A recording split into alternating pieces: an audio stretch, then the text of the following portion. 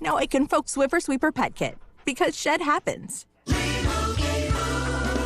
And Doug. Chances are you're jamming in your car right now. And since Liberty Mutual customizes car insurance so you only pay for what you need, Limu and I are going to show you some safe car dance moves. Hit it.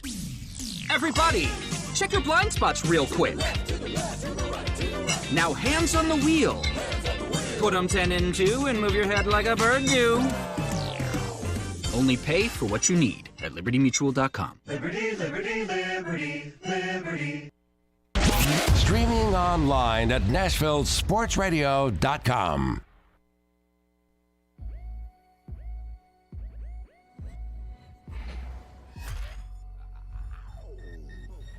No, I remember when I lived in a studio apartment with my husband before we were married, and literally the second best seat in our apartment was the toilet. It was like couch 1, toilet 2. When I was first in New York City, it was a studio apartment. The toilet was not protected. It was just sitting out like in the dining room.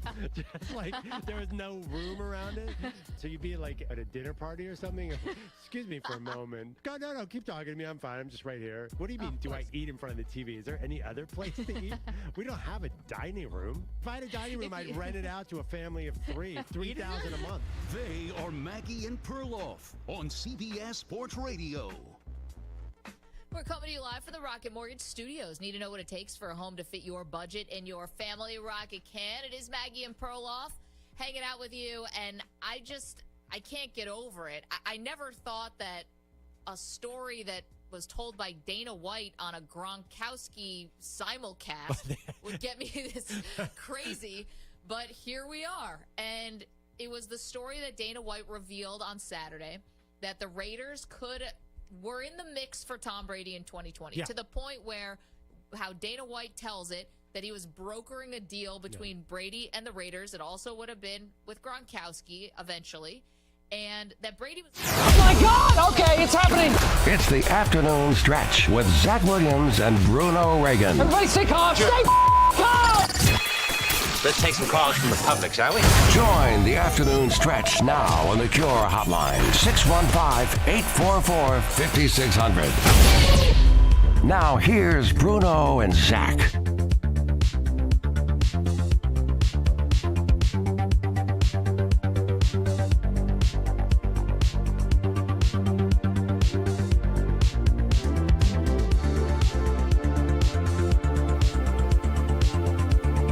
4 o'clock here in the Music City, so you know what time it is. Time for the afternoon stretch here on Nashville Sports Radio. Bruno Reagan, Ray Dosky, Zach Williams coming to you live from the Strike and Spare Family Fun Center studio. So glad to have you alongside us today, Monday, August 22nd edition of the show. I had to look see just to make sure exactly what the date was, to make sure the month was right on that one. But we're here. We're so glad that you're alongside us once again. If you want to jump in, we want to hear from you. Phone lines wide open. The Cure hotline wide open. 615-844-5600. Bruno Reagan, how are you doing today, buddy? Good, man. I told you. This is the week.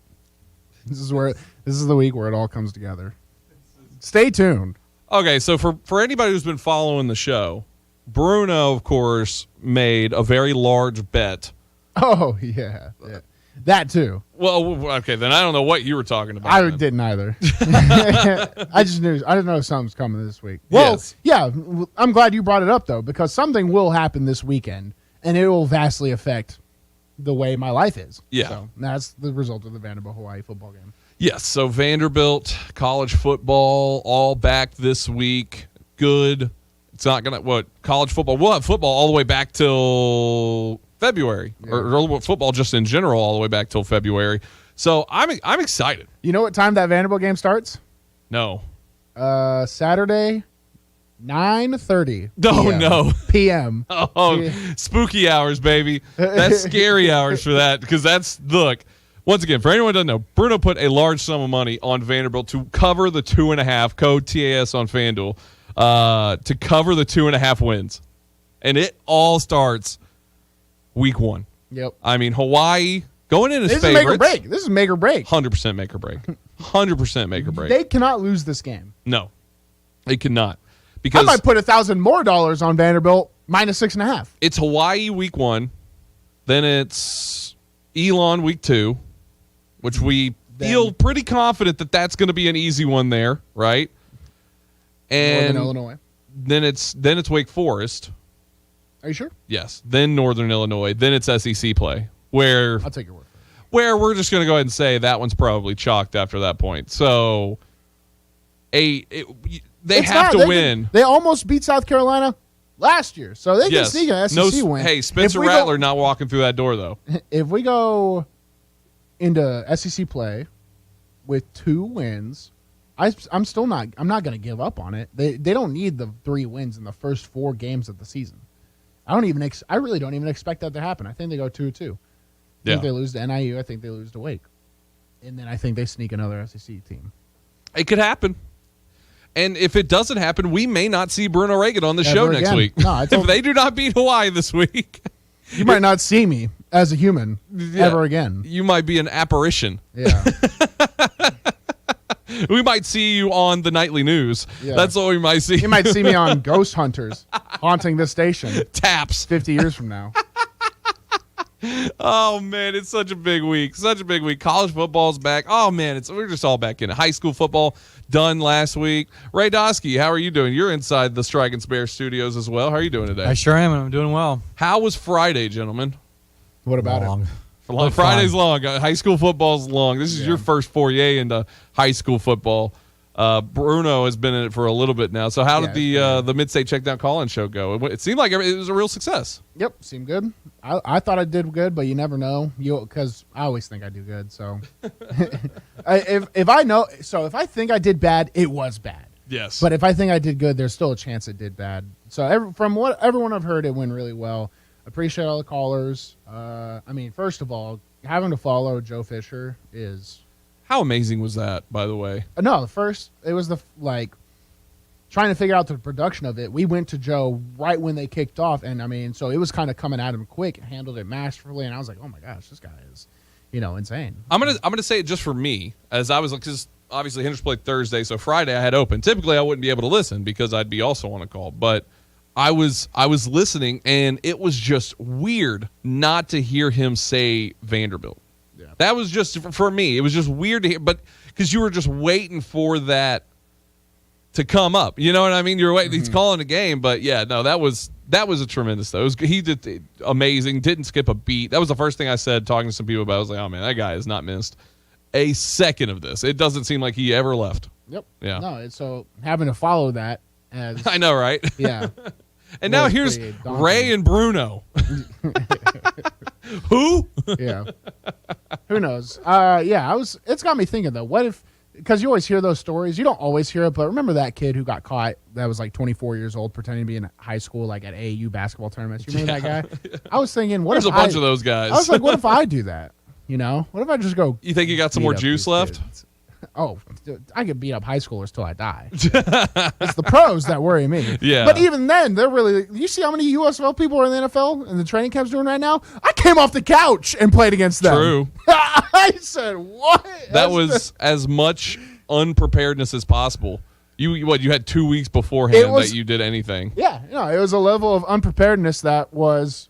extremely impressive in retrospect. I look back, I'm like, dude, I must be really good at football. Imagine if you prepared.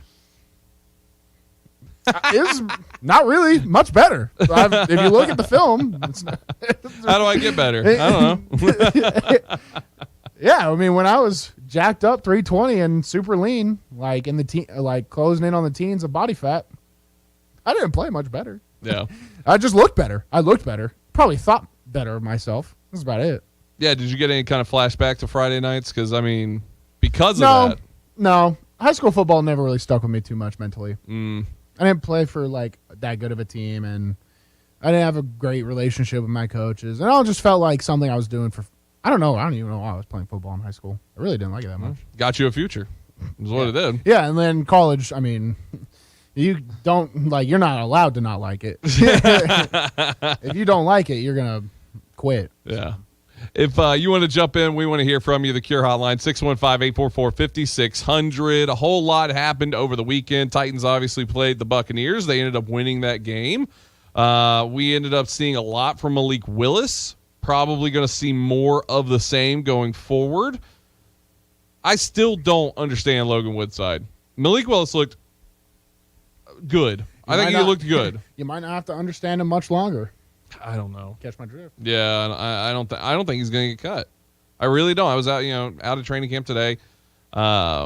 He's getting his reps in still, and usually teams carry 3 quarterbacks, which is weird to me. But yeah, he'll probably be on practice squad, I imagine. That's what I think will happen. I think Logan Woodside will go to practice squad, and Malik Willis will be your backup. Why? I don't know why, but I just that is the vibe that I'm catching now. No, I don't feel. I don't see them rostering 3 quarterbacks on the 53-man every Sunday. He just might be inactive when it comes. Maybe. It's a situation, once again, we're seeing more and more Malik Willis. A lot of people going forward, like this next coming up with the Cardinals coming into town this week for joint practice and then the inevitable game on Saturday. Saturday or Sunday. I think it's Saturday. But with all that happening, a lot of people are saying, let's just put as much Malik Willis as we can on the field this Saturday. This next preseason game, it needs to just be Malik Willis out there taking as many reps as possible, and no one else should be on the field. I agree. Now, we're at a crossroads, right? Where everyone's loving the Malik Willis, and there's a lot of conversations about him. There's something I can't stand. If you're going to post a video on Twitter criticizing or advocating for Malik Willis, a play with the camera view I always want, the thundercloud view, the back view, somehow those make the rounds. Mm-hmm. If you're going to comment on them, please, for the love of God, know what you're talking about. Because there's Titans fans out there there was... Yeah, give me an issue here, because clearly you have something specific in mind. This is very specific. There's a specific... yeah, so there's what's called a keep play. It's a very specific pass play where the O-line just blocks left, and then they bring... You remember... So did you see that cut block that happened to the Giants player? Yeah. They bring either a tight end or a fullback to pretend cut, and then he goes out into the route, and that's when Malik Willis spins out, and then they'll have the tight end go over the top. It's a keep type play. They had one of those. And there was a lot of the times the quarterback gets pressured. Depends how hard the DN bites on the flat. DN didn't bite on the flat. The linebacker covered it really well. And that DN came right at Malik Willis. It's just, it sucks his head. That's how it is. He misses a guy over the top because he had pressure in front of him. Well, everyone in the comments are criticizing Malik Willis. And then there's half of them are criticizing Malik Willis. Ryan Tannehill would have made the throw. No, he wouldn't have. And then the other half were like, if the O-line would just do their job. And it was like, wow. The guy who made the pressure was off screen. The O-line's just running. That's their job. We call that a free play in the O-line world. Keep 18 or 19 is a free play. They run that way. And the guy who pressuring is this. The O-line sucks! Yeah, no, it made me want to, you know what I'm about to say. It made you not happy. No. When you see O-line play that's causing the problem on the court. It doesn't matter how good of a quarterback you are. Well, I mean, that was one of those plays specifically where, truthfully, the defense played it well. And there's nothing you can do about that. Did you know that? Sometimes the defense can do something, and it neutralizes your offense. But there's the culture. Everyone looks for something to blame. Right. Someone did something wrong. No one did anything wrong in that play. But there's a legion of Titans fans and Malik Willis supporters and criticizers. Just idiots ignorant, in general. Yeah. Ignorant. And not in a derogatory, you're ignorant, but you just don't know what you're talking about. Right. I mean, the play just didn't. It was just bad rep. Next play. Yeah. I mean, we saw good out of Malik, too. I mean, a couple of the passes. I'm not a super huge fan. I get, how Steph Curry has changed the game for, high school basketball forever. From now he changed AAU. Yeah, he changed all about. I mean, it doesn't matter if you're 7'8", you're shooting from the outside now because of Steph Curry.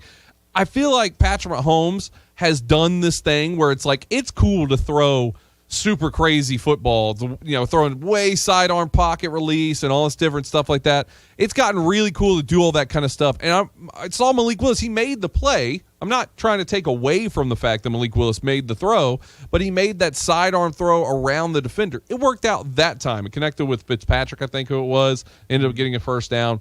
It was a nice highlight-looking play. But he's trying to throw around a defender in the NFL.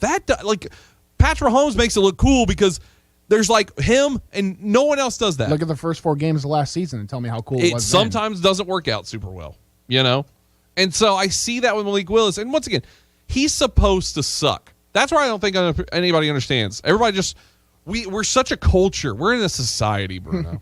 We're in such a society of just people thinking that because you got drafted into the NFL, you have to be this dynamic, right away, first punch kind of player in the NFL, that you are just going to set a tone and create a difference in the game right away. It doesn't happen like that. That is not the NFL. The NFL is not that way built. You do not have people like Jamar Chase or Justin Jefferson or Joe Burrow. These are outliers that just happen to be amazing right away. Majority of the time, it takes a couple years in a system to build, but we're so crazy as a media or fan group or whatever to be like, this guy's not. I watched him for one game. He doesn't have it. He's terrible, right? Yeah, it's the nature of the beast. And so I feel like people need to take such a step back and realize Malik Willis is supposed to look bad right now. No, I think personally, in all regards, Malik Willis has not only passed but surpassed the expectations I had for him. I am interested in your original point when he does the sidearm things, because usually I can have the football guy take, right, as someone who's been there, what they tell.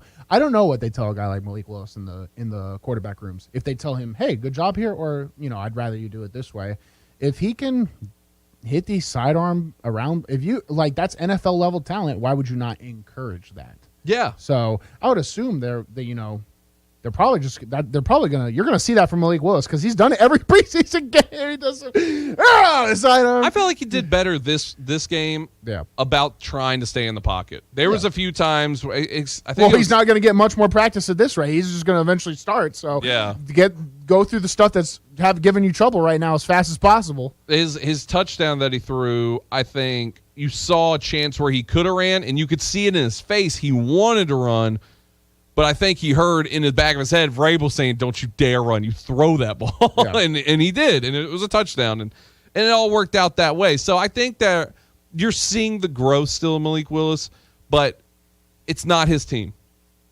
No, absolutely, it's Ryan Tannehill's team. Tannehill is still the guy, and Titans fans should get off. Just because you're seeing number 7 at quarterback doesn't mean you're going to see number 7 stay at quarterback. That's just not how it is. You're just seeing it right now, so it's the hype train just follows them all the way through. I do feel bad when Ryan Tannehill inevitably there's his first interception, and the Malik Willis people come out of it's going to be like the White Walkers coming down. It's just they're going to bring the storm with them. It's going to the fog of war, all of it. Yeah. We're just going to get trapped in this storm. Sorry, Malik Willis. Avalanche. It's going to happen. 100%. First game, second game, doesn't matter. Whenever he throws an interception not even just any interception. Like, it's going to be an interception. It's going to be a negative impact to the game. Not that any interception isn't, but it's going to be something where it's not a fixable script, and that game's going to be over. The Titans are going to lose, and instantly you're just going to see the wave of Malik Willis memes and photos and everything, tweets, all that, just rushing over all of your timeline. That's all you're going to see. Hey, Malik Willis gets paid the same, I think, whether he plays or not. So I don't think he would mind taking a year to figure it out. Take some time. Take some time. Why can't we just take some time? Why are people so down on the idea that they're just going to take some time to get a little bit better and acclimate to the crazy fast-paced speed of the NFL? Yeah, and he's doing it. Everything seems to be going right with the Titans' plan for Malik Willis, except that he's doing too well. So they have to figure out what to do with Logan Woodside. That's the issues they're running into right now. Well, and that's the thing, too. Once again, I don't understand why he's still on the team. And I'm not trying to say that to be, some negative person or something like that. I'm not trying to do that. I don't understand. The only thing I can say is it's just a safety blanket, right? It's like a safety blanket for the Titans that they can let Logan Woodside go out there and just be terrible and send him to sacrifice and not, touch maybe their future in Malik Willis. But, if you're coaching staff, like you said, if you have nobody else to use, you need to use them. That's just what it is. If you have nobody else, if you're not going to not play somebody on the hopes that your future is still intact, which probably for Vrabel, his future is intact. Yeah. I just don't agree with the mantra of, if we weren't seeing, like, if they played Logan Woodside on all these if you're going to be like, Malik Willis is the third and we want him to sit and we want him to learn, and then you're going to put him out in these preseason games, half of them him, half of them Logan Woodside, and then just bury Logan Woodside in the dirt, well, now you have to play him. Yeah. You have to play Malik Willis. Because what's the team going to think when you put someone who they know isn't the better quarterback out there? The team, the vets want to win now. Their contracts run out next year. We're not waiting 3 years. Put Malik in. So I think now they're just, there is no more Malik Willis sitting and waiting. It's your next man up, boy. Yeah, I think he's going to be. All right, we're going to have to run to a break. When we come back, Titans had late training camp Monday, as they do, so they had a late press conference. Vrabel just got done speaking here just a few minutes ago, maybe a little bit longer than that. We're going to listen to some of that when we come back. If you want to jump in, though, we want to hear from you. The Cure Hotline wide open, 615-844-5600. What'd you like over the weekend? What'd you see? Let's talk about it on this Monday edition of the Afternoon Stretch. Good afternoon. People staring at that wreck that happened earlier on Vietnam Vets right when you come off I-65. And all it did was aggravate that heavy traffic that's coming up through Madison, trying to get onto Vietnam Vets there. 65 northbound. 24 is still busy out around Harding Place, Haywood Lane, where we had that earlier wreck. People are just rubbernecking as they drive by, headed out towards Murfreesboro. Ripley's is hiring for all 10 attractions, offering great pay. Check them out online at ripleys.com. I'm Commander Chuck with your on-time traffic. Hey Nashville, Ray here. Many of us suffer with anxiety when going to the dentist. You guys need to go check out my amazing friends over at Bite Dentistry. Bite Dentistry is where my family goes for all our dental care. Their mission is to help patients breathe better, smile bigger, and live longer by offering a comprehensive selection of services and total dental care for every member of your family. Bite Dentistry is the only dentist in town trained and certified to offer the Vivos method that helps with people who grind their teeth at night or snore that causes sleep apnea. What's great about the Vivos methods is that it's provided for both kids and adults. They also work with a company called Guard Lab, which creates custom mouth guards, which are the same mouth guards used by professional football players. Located at 3212 West End Avenue, Suite 301, Nashville, you can set an appointment by calling them at 615-866-2129. That's 615-866-2129, and follow them on social media and online at bitedds.com. Again, that's bitedds.com. DQ presents Picture this. Picture the burger of your dreams. It's on the new DQ Signature Stack Burgers menu. A lineup of 5 premium burgers like the Flamethrower Signature Stack Burger and Loaded A1 Signature Stack Burger with 100% seasoned real beef patties, melty cheese, and a combo of top-notch toppings and sauces galore. This dream burger is calling your name. But it isn't a dream. You're ordering at the DQ drive-thru. Hello. The DQ Signature Stack Burgers lineup. Try it today. DQ. Happy tastes good. What's up, Nashville? It's Ray from Run With It. Let me tell you about my good friends over at Red Rose Hype Shop. If you're looking to upgrade your closet with the flyest streetwear and brands like Yeezys, Jordans, Supremes, and much more, go see my friends at Red Rose Hype Shop, the hottest place in Nashville where you can buy, sell, trade, and even consign your gear. Follow them on Facebook and Instagram by searching at Red Rose Hype Shop. You can also visit them at 1187 Antioch Pike, Nashville. They're open from noon to 6 Tuesday through Saturday and 12:30 to 5 on Sundays. And be sure to tell them that Ray sent you. Five-state forecast. Your exclusive National Sports Radio, WNSR Sky Scan forecast. This afternoon, sunshine with a shower of thunderstorm in spots, a high 90. Slightest chance for a thunderstorm this evening, otherwise partly cloudy tonight, low 70. Saturday, partly sunny with a chance for a shower or thunderstorm. Utilizing the resources of the Weatherbug Network on National Sports Radio, I'm WNSR's meteorologist, Jim Renaud. Sports Radio, WNSR. The Afternoon Stretch with Zach Williams and some dude named after a 1940s cartoon baby who is in reality a gangster on the run from the police. See? Put the money in the bag, see? It's so good. It's just added. I'm pretty sure one word is added every single time that it comes in. I think Jake is coming in and adding just one singular word every single time. I'm like 90% sure of it.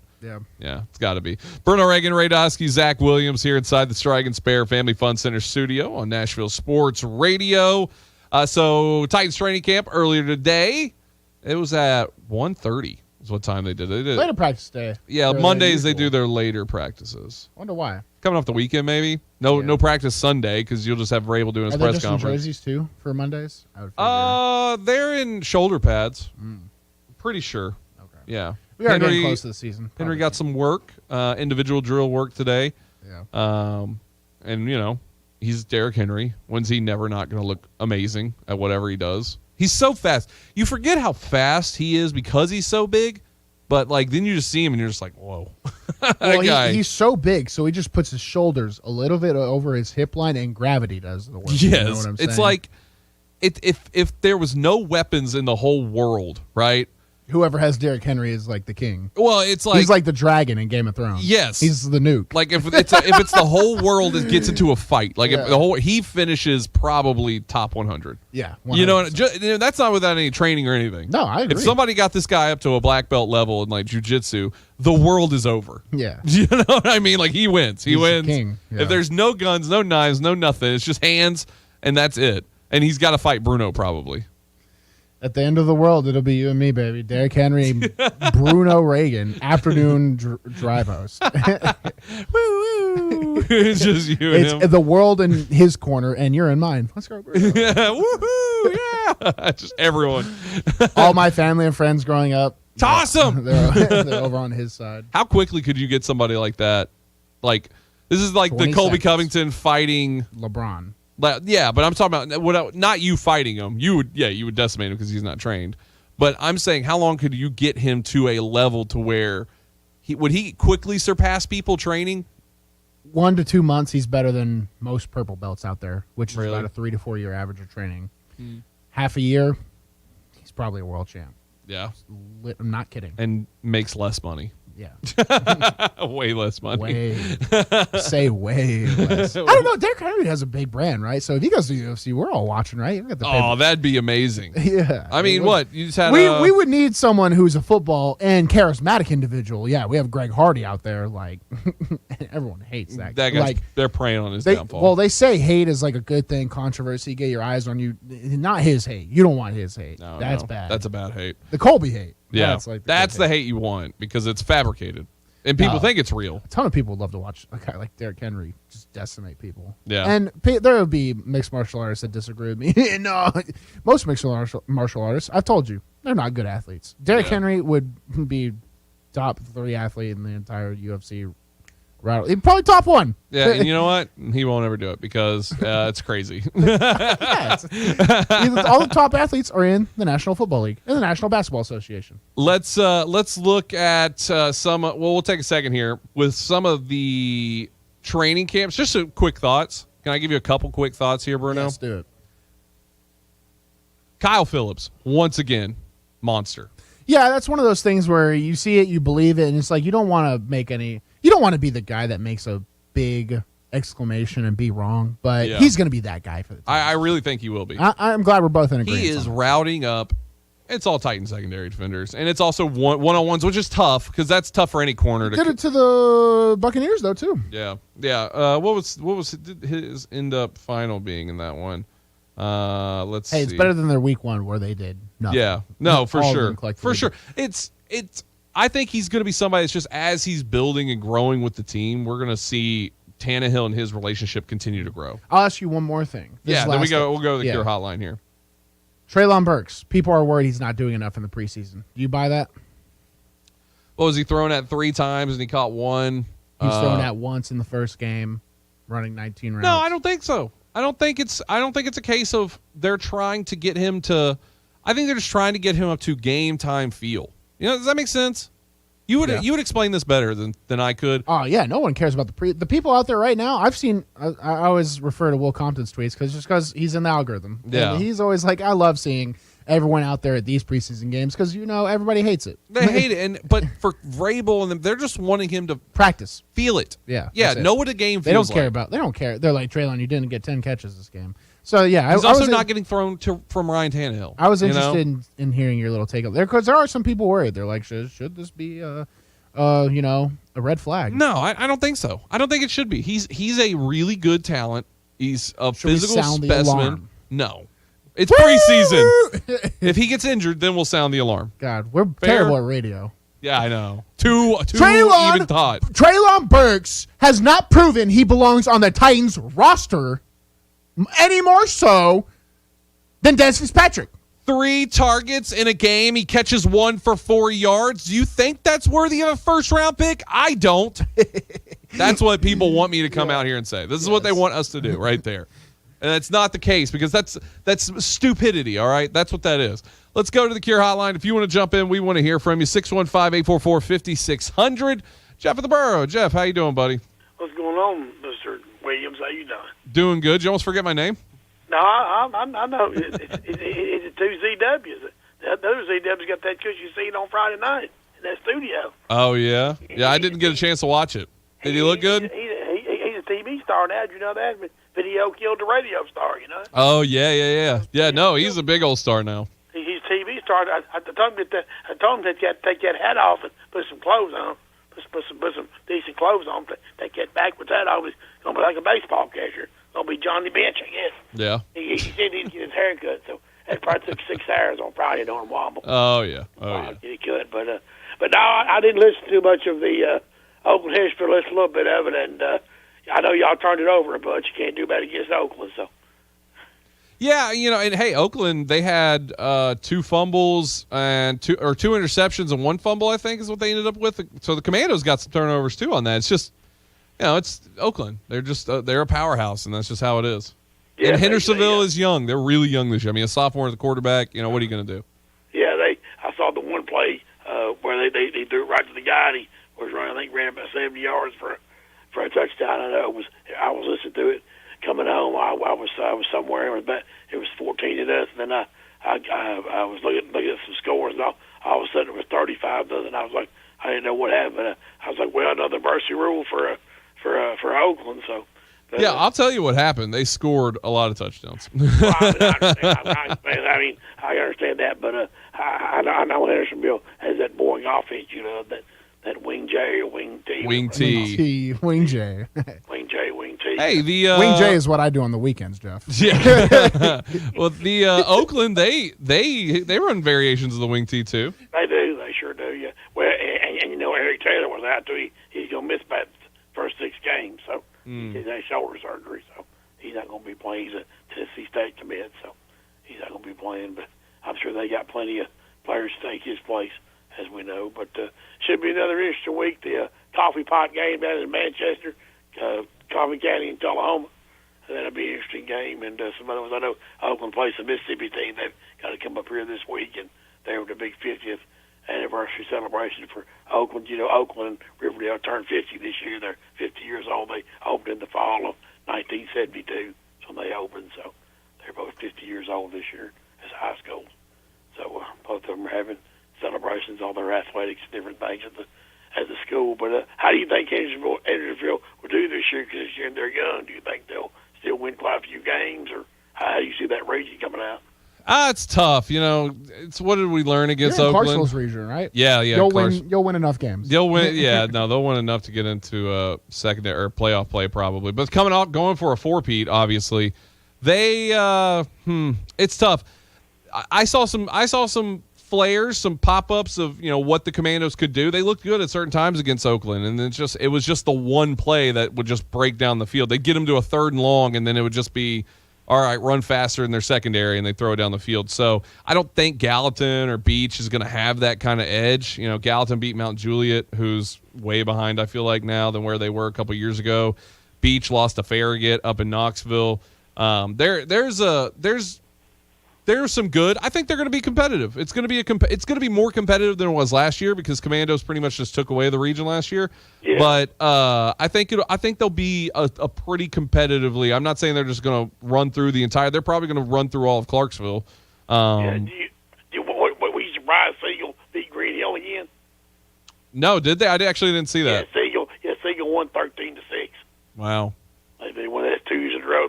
They won at Green Hill last year, and they won at Siegel this year. So 2 years ago they beat them. So I didn't know if you saw that. No, I didn't. I didn't see that one. It was surprising. And the Christian school, the old Tennessee Christian Division II, they beat the defending state champion. They went to DCA and won 19-7. So they got a new quarterback too. So kind of surprised they won that game. But should be interesting. High school football season, guys. Enjoy your show. Appreciate it. Hey, thanks, Jeff. Thanks, Jeff. Yeah, a lot of high school football. I mean, we're in Jeff's season right now. Yes, this is the start of Jeff's. There was season. no college basketball talk there at all, so that was solid. I want to listen to a little bit of Mike Vrabel's press conference from about 3:30 today. Let's listen to a little bit here on the afternoon stretch. It's either you or Buck.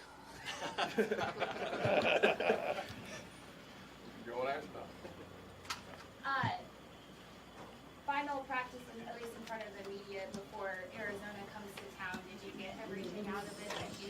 Yeah, we went back in the red zone, which was, I thought, good. That's critical. Talked about how much of the game is spent in red zone in 2 minutes. So we got both of those in there today. Worked in some heat. I thought, continuing to work on our conditioning, which is critical. I asked Nicholas Ferrer about just the versatility, playing left side and right side, and he said you can't have any complications in the NFL. How impressed have you been with him, just with how he's able to work at both of those positions? Well, I mean, I think that's something that we're always looking for, is that you have some versatility and flexibility to play more than one position. Nick's shown that, and then there's been some other guys that, young guys that have been able to do that.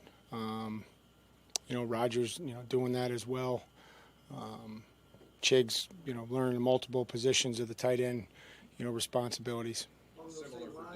Dylan kind of in a situation where you're able to use his versatility, get him some work at guard and all? Yep, just trying to shuffle guys around. Just trying to shuffle guys around and see, we've had some guys out, and just trying to figure out where guys are going to be best served for themselves and for us.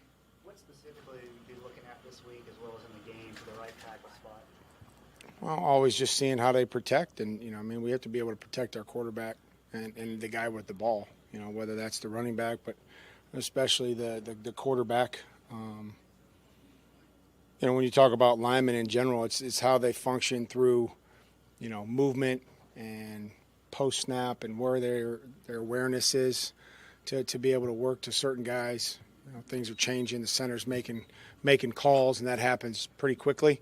How they process that, their level of finish, and how instinctive they can be when things start moving.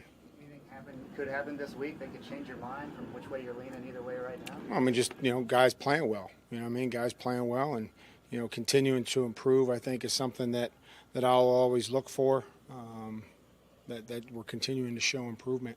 You said maybe there's some things a little bit different against, this week against Arizona. What might those practices look like, or will you go both days like you did last time? Yeah, we'll only practice against them on Wednesday, so,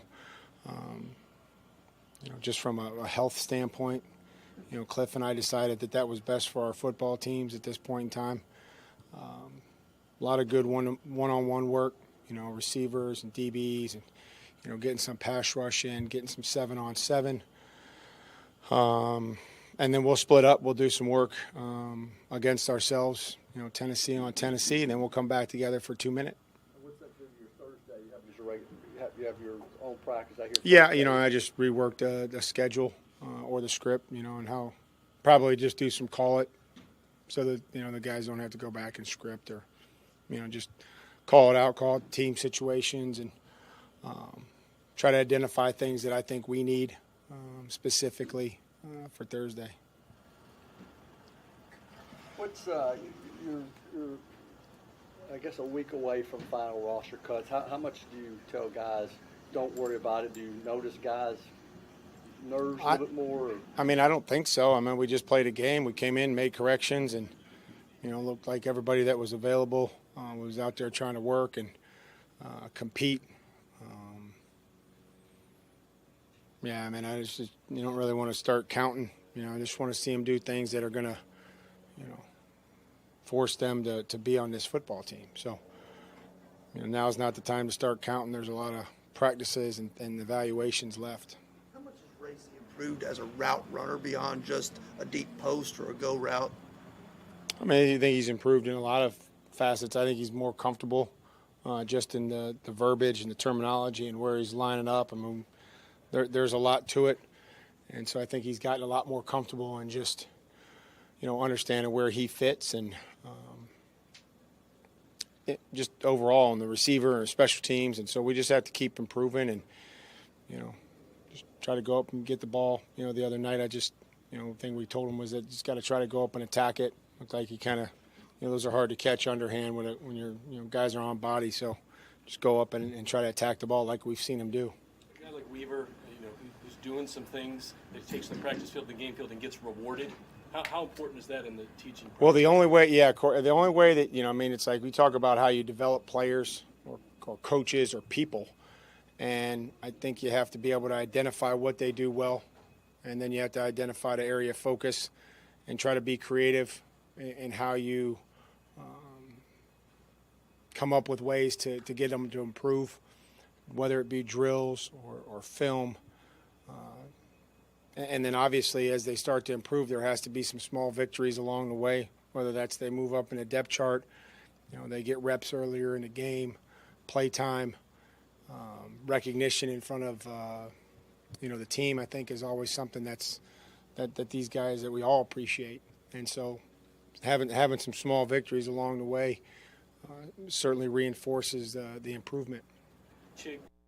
So that was a little bit of Rabel from his presser right after training camp today. We're going to take a break, come back. We're going to talk about a little bit of that because there's a few things. I haven't heard it yet because it was at 3:30, so we got a show at 4. So we have to come here and get ready. Yeah. But there were some things in there I want to talk about for sure. If you have any questions, any comments, concerns, something on your mind, jump in. The Cure Hotline, wide open, 615-844-5600. Good afternoon. Still limping along through Wilson County on a crash 40 eastbound just past 840. Now there's a wreck out here on the west side. It's starting to slow it down. 40 westbound. It looks like it's just before you get to Charlotte Pike. Give yourself a little bit of extra time out on the west side now because of this crash. With a huge demand for dental assistants, Dental Staff School will help you find a job as a dental assistant. Google Dental Staff School. I'm Commander Chuck. You're on time traffic.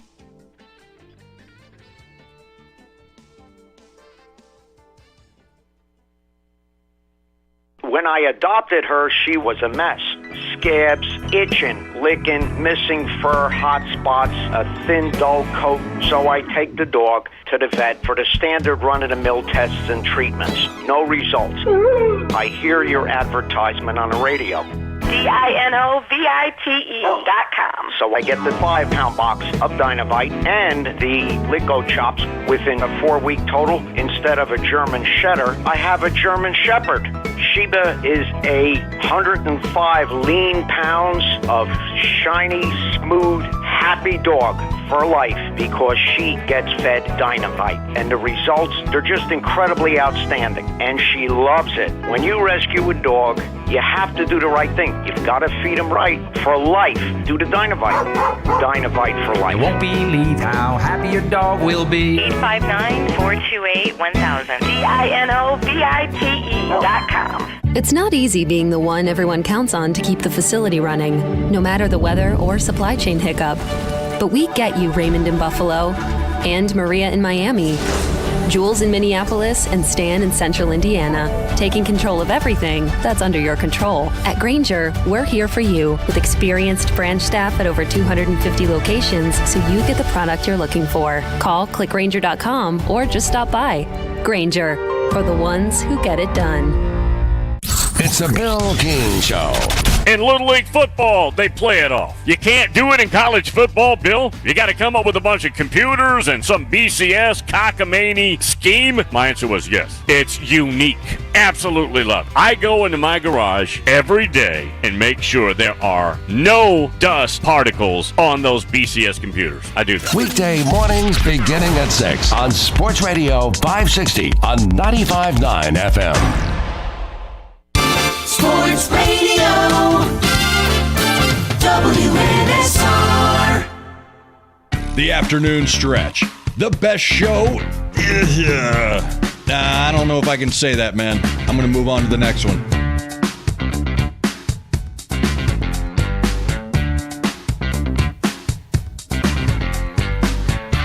Welcome back. The afternoon stretch. Bruno, Reagan, Ray Dosky, Zach Williams here in the Strike and Spare Family Fun Center studio. Bruno, if you were watching on our video feed, was falling down. No, I was sitting up. Oh. It looked like you had your arms up like a little baby. Well, because I was trying to sit up, and it didn't work. No, it didn't. Yeah, well, sometimes I get stuck in these chairs sometimes. Yeah, you would. There's nothing more demasculating than being like on a couch that has do you know what a chase is on a couch? No, you don't. It's like a longer piece on a couch that sometimes sticks out. It's like you lay your legs out. And you're deep in it in the cushion, and you're kind of been there for a little bit, and then you got to get up and you got to do that little rock thing, and you're like, there's people around. I don't like owning things like that. It makes you soft. Bruno just stands in his judo room all day inside of his gym and just waits for the next opponent. You're like a Pokemon gym leader. Yeah. That's a great point. That's a really good one. Yeah, I don't know. Those guys never ate, never took a day off. They just sat there and waited to fight, baby. You could go to the Pokemon gym at 3 a.m. In the games, they had clocks, and he'd be there. That's me. So we listened to a little bit of Rabel's presser from today after training camp, which first off, we're at the point now where there's a 4, 5, maybe 6 guys that are still trying to get on the roster. For the most part, Titans know who they are and what they are. They know what they're going to be doing. And you kind of feel the vibe out there. You know, the players, they're doing their drills, they're doing that, but it's a little less. They're just like, look, it's hot. Who cares? Let's get over with this stuff. That's kind of what it feels like out there. And I don't blame him because that's how I felt as I was sitting out there. I was wearing a black shirt out there. I don't know what I was thinking. Didn't think, actually. Super hot, was sweating all over the place. No big deal. But you get that vibe of like, let's hurry up and finish up this training camp thing. Now, through his presser, he said something there because we have the Cardinals coming in, and we'll have Bo Brack covers the Cardinals on tomorrow to talk about the Cardinals and what they're going to be bringing up here in that future, and of course Kyler Murray stuff that went on this offseason. This little weird there what he said about the joint practice. They're coming to Nashville to joint practice, but Wednesday they're going to practice with them jointly, and then Thursday they're going to separate and practice separate. Yeah, I figure they're just, how weird is that's a little weird, right? Our joint. So I don't know. Joint practices might be, demanded by the NFL. They might, they're not optional. Or else I know why some teams wouldn't do them. Yeah, Maybe I would think they wouldn't. Yeah. But they're typically somebody they're not playing throughout the regular season. The only way they'll play them is if they're in the Super Bowl together. Yeah. And a lot changes from then to training camp. I guess, maybe they just asked, hey, let's, hey, coaches are weird and they just have preferences. Maybe they're like, hey, I feel like joint practicing one day. If you want, you can just stay here and use the field and fly down later. I don't know. I don't really have an answer. Yeah, because they have plenty of space to do that. Yeah. They can, they have 3 fields over there and they have the bubble, so they have 4 technically. They have 4 different fields that they could use. I mean, yeah, they're just making parking bad for a day. That's about it. Yeah, well, it will be. That was you're the first day of Bucks practice with joint practice with the Titans. There was so many people there. And I parked next to Derrick Henry's car, and that was just because they were like, just park somewhere, they were just like, shut up and go park. And I was like, oh well, here's my car next to $100,000, $200,000 cars, and I was like, this is stupid, but it was cool for me for a second there, because I'm like, click, long, and it locks and all that. But it's definitely the parking is a nightmare over there, especially with the new facility and everything. They're trying to figure it all out and all that kind of stuff. But yeah, it's a little weird. That's a little weird to have them come out and then just have them practice separately. Yeah, it is weird. But I figure they're just like, we're at the tail end of this thing too. Let's just finish it out. Yeah. So if you're gonna fly down for a practice, you can just stay here for another one. Do you think we see Tannehill come out at all in this game 3? Possibility. I wouldn't, but a lot of coaches just like get them the first series and be done. Back when they had 4, that's what they did. Yeah, at the last game it'd be starters get the first the starting offense get a series together before the season happens, and that's it. So that's I wouldn't be surprised if it's that. But you see Zach Wilson get injured, and you're like, what do you do? That's why I said Ryan last Tannehill, week. If you're about to get hurt, throw the ball away and Yeah. leave to fight another day. Yeah, no, don't make that extra effort play. Yes, for no reason. How do you feel as a player? How do you feel about that when you're going in from camp or going into game 1? Do you feel like you go to that game 1? Would you say, man, I wish I had more practice beforehand or more game reps? No, I advocate for the least amount of practice possible. Really? Only because I can handle it. There are a lot of people that can't. I could handle not practicing a lot. I could get the playbook ready. I could be physically ready. I can do that. Some people can do that. There's some people, football's it's a child's game. And there are some people who, you think I act like a child. You should see some other people, man. You have to drag them along the finish line, and they need practice. They don't study, Kyler Murray, which, fair enough. I'd play Call of Duty too if I had $200 million. But there's some people you got to drag across. So I get why they practice more. I'm all for advocating for practicing less and firing anyone who can't keep up. That's my philosophy, which is why I loved the Bandits because they knew I could handle things. So we would go through a walkthrough and they would just we would do joint practices too. And they would just put the backup in there and they were like, you got it. So just chill. I was like, what? Yeah. No one's ever trusted me before. That was probably more or less of the coaches didn't care, I feel like. You know what I mean? They cared. They did care? Yeah. I'm telling you, man. I'm a good player, and they were the first people to see it. Titans.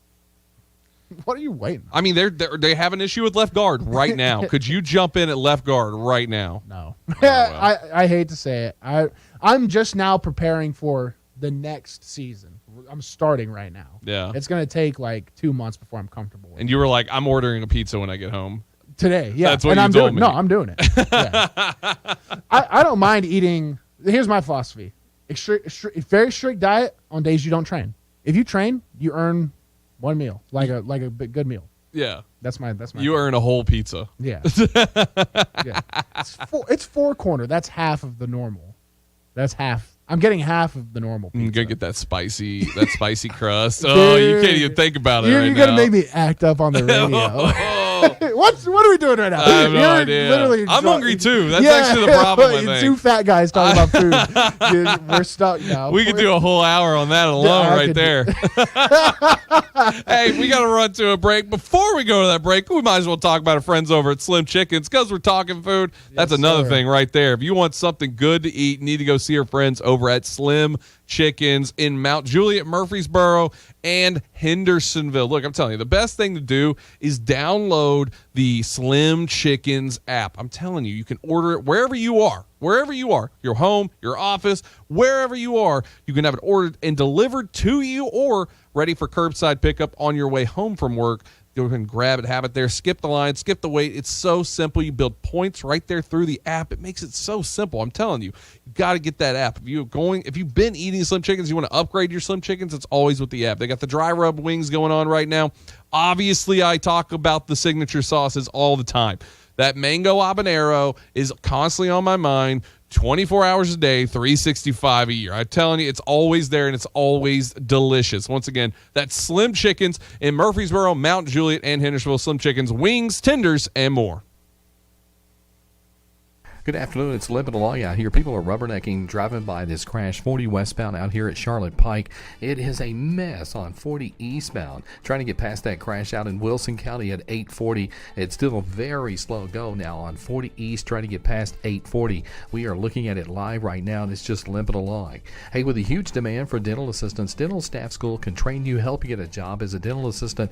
Google Dental Staff School. I'm Commander Chuck with your on-time traffic. I'm Kerry Murphy with your Final Lap NASCAR Cup Series race recap from Watkins Glen road course action, which started in the rain and finished in the sunshine.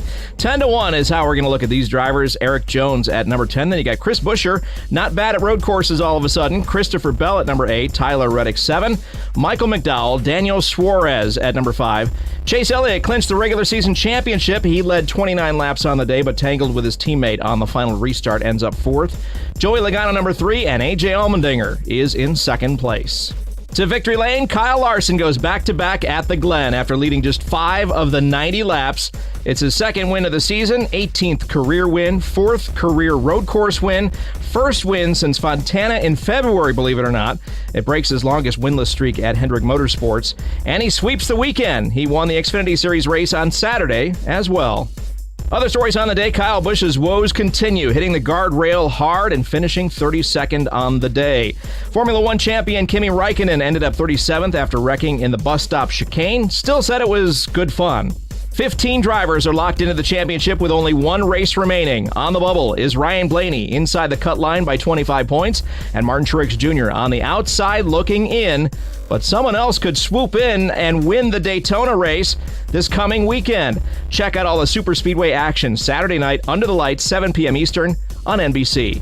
This is the final lap. Staples has everything for school at great prices. So this year you won't go back to school. You'll be ready to move forward into art class. A 4-foot replica of the Statue of Liberty using elbow macaroni? With glue and art supplies from Staples. By tomorrow. Right now at Staples, 1-inch binders are only $1.99 each. Plus select backpacks are 50% off. Everything on your list at amazing prices. Staples, this year we're not going back. We're going forward to school. In-store only, ends 8/27, limit 30 on binders. Are you one of those people who thinks it's okay to drive stoned? I mean, what's the worst that can happen? You end up driving below the speed limit? It's no big deal, right? Wrong. The truth is, your reaction times slow way down when you're high. You not only put yourself in danger, but everyone around you. Talk about a buzzkill. Stop kidding yourself. It's not okay to drive high. If you've been using marijuana in any form, do not get behind the wheel. If you feel different, you drive different. Drive high, get a DUI. Paid for by NHTSA. Lieutenant, can you tell us what happened today? Our officers responded to a crash on I-40 westbound this morning. The driver of a pickup truck lost control of the vehicle, veered left, and went into a ditch. 911, what's your emergency? We've been in a crash. Please send someone. My fiancé is hurt. A front seat passenger was wearing a seatbelt. She survived without injury. The driver was not wearing a seatbelt and was ejected from the truck. He died at the scene. Law enforcement writes tickets to save lives. Brought to you by the Tennessee Highway Safety Office. The afternoon stretch. Eventually, they'll have music beds for men. Welcome back to the afternoon stretch. Bruno, Reagan, Ray Dosky, Zach Williams here inside the Strike and Spare Family Fun Center studio. If you want to get involved, we want to hear from you. The Cure hotline wide open. 615-844-5600.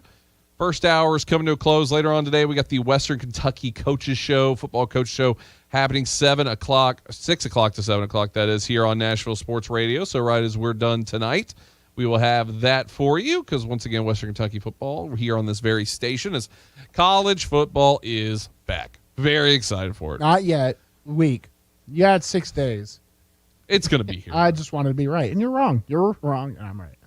I can't wait for Saturday at about 8:30, an hour before kickoff of Andy, to just watch your Twitter feed go absolutely haywire. I might. Are you going to Hawaii for the game? Stupid question. No. Of course I am. Private jet all the way out there. Riding with No, Kansas City. I might have to, who knows. I don't want to drink or anything. Because I get so involved with the Vanderbilt games, I might tweet something bad. You got to hold it in a little bit here. Yeah, I want to be on Twitter for the games, but I have to be totally sober, which is bad for a Vanderbilt football game. Should we do a space during the game? It's all away. Maybe. You know what I mean? Just us just sitting there watching. But what if they lose and I don't want to talk? That's the problem. Yeah, well, that's the best part. The silence will be deafening. I hardly have anything to say for this team when they're not, when they're not losing. What are they, 6-point favorites against? 6.5, yeah. 6.5 points against Hawaii, a team that lost their coach, midway through this offseason or something like that? 30 people transfer. They're just a shell of a team. Isn't that crazy? The worst Division I team in the country. They are so set up for winning this game, but because it's Vanderbilt, because if you took the sticker off the side of the helmet and didn't know what the team was, the easiest win. You'd be like, this team's a walk into the finish line. W. But because it's got no star V, it's got the what do we call that? The fat V? Is that what everybody's calling it? Dude, don't. What do we call it? I don't know. What do we call it? It's a thick V. I don't know what we call it, but it's not star V. I missed star V, yeah. And it's going to be a thick V on the side of the helmet. Girth V. A girthy V. Yeah. It's going to be on the side of the helmet. And just because we see that, we're like 6.5 points favorites. No trust in that at all. I thought about putting money down. I said this earlier, so I thought about putting money down on the Vanderbilt spread. But I know that's just a recipe for literal disaster. So. Yeah. I saw somebody was over at Barstool or something. They said that they hate that Vanderbilt gets to claim Nashville as the college town. They said it's the best city, but it's the worst team in college football. They can't believe it. They're just like, it isn't right. They don't get to the claim reason it. why then it's a good college town is because the team's bad at football, so they don't buy up 500 miles of land for stupid stuff like you can in Tuscaloosa. That's the reason why the city's so good. That's smooth take brain from someone at Barstool. Who would have thought? Exactly. All right, we got a first hour's in the book. Second hour coming up. If you want to jump in, we want to hear from you. The Cure Hotline 615-844-5600. Back after this here on the afternoon stretch.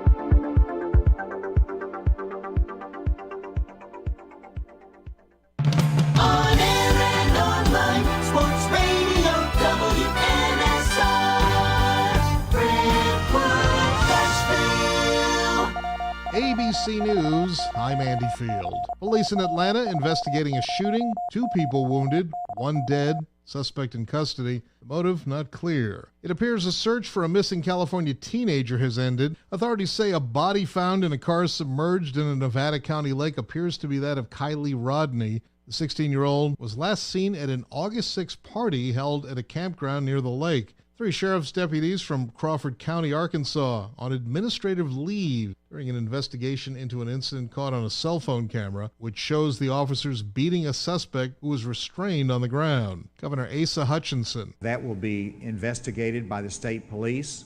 I understand that the U.S. Attorney and the Civil Rights Division of the Department of Justice will be conducting a separate investigation. The White House says Dr. Anthony Fauci will step down from his position in the administration and the National Institutes of Health this December. This is ABC News. God, I'm so stressed. Our business is growing. We've got people all over now. Ooma. What is that? Meditation? I'm recommending Ooma and their all-in-one phone, video, and collaboration solution. Ooma? Yep. Switching to Ooma is a cinch. Just $24.95 per month per user, plus taxes and fees. Ooma. Now you're feeling it. Visit Ooma.com. That's OOMA.com to learn more. Ooma. Smart communications for the smarter business. Technology lets you monitor your dog over your phone as he destroys your couch. But to monitor threats to your hybrid workforce, you need more than technology. You need CDW to assess risks and arm your team with pre-configured HP notebooks equipped with HP Wolf Security. AI-enabled threat detection, built-in security, and remote management keep your endpoint safe 24/7. Unlike that antique vase, HP makes always-on remote security possible. CDW makes it powerful. Learn more at cdw.com/HP. When was the last time you did something fun with family, friends, coworkers, and clients? What if I told you about a place under one roof that offers affordable entertainment for all ages? That's what you'll find at Strike and Spare Family Fun Centers in Donaldson, Hermitage, Tusculum, Hendersonville, and Murfreesboro, with bowling, games, food, drink, and entertainment for all ages. Enjoy an enhanced experience in Hendersonville or Murfreesboro, where they feature additional fun with bumper cars, laser tag, roller skating, and more. All locations are open 7 days a week, including holidays. Visit online at strikeandspare.com. Strike and Spare, where fun is bowling. In the wee hours of the night, when everyone else is fast asleep, you're the one on third shift, burning the midnight oil. When a part fails and everything comes to a grinding halt, regardless of what the clock on the wall says, you leap into action. Grainger is with you and all the ones who get it done, with 24/7 customer support by phone or click to chat. Call, click Grainger.com, or just stop by. Grainger, for the ones who get it done. Nashville Sports Radio is hitting the road. Join the Greg Pogue and John Burton Show the first Friday of every month as they broadcast live from Kitchen Notes at the Omni Nashville Hotel. Check out the WNSR calendar for the dates and be there as Nashville Sports Radio hits the road the first Friday of every month. Come be part of the Greg Pogue and John Burton Show live from Kitchen Notes at the Omni Nashville Hotel. The Greg Pogue and John Burton Show live from Kitchen Notes at the Omni Nashville Hotel. On the air and everywhere with Nashville Sports Radio. Okay, it's happening. It's the afternoon stretch with Zach Williams and Bruno Reagan. Everybody stay calm. Stay calm. Let's take some calls from the public, shall we? Join the afternoon stretch now on the Cure Hotline, 615-844-5600. Now here's Bruno and Zach. Second hour of the afternoon stretch here on Nashville Sports Radio. Bruno, Reagan, Ray Dosky, Zach Williams coming to you live from the Strike and Spares Family Fun Center studios here on Nashville Sports Radio. We always want you to get involved. Cure Hotline wide open, 615-844-5600. Quick in there. That fade out, he jumped me out a little bit. No. Cut it off. That's like the end of Sopranos. Yeah, just like it. First hour, we talked a lot of Titans. We'll leave some of the Titans talk back unless you want to jump in on the Cure Hotline. You could talk about it. But there's some interesting NFL stories as a whole going on right now. UFC 278. We're going to talk about UFC 278 later on in this hour. I'm going to let Bruno purge his thoughts on that because I know he's got a lot of them. But during it was a pre-show. Was it a pre-show or...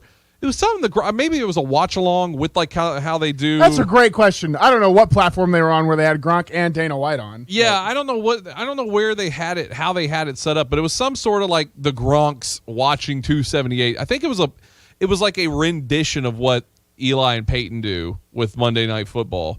So they had that going on, and a story comes out.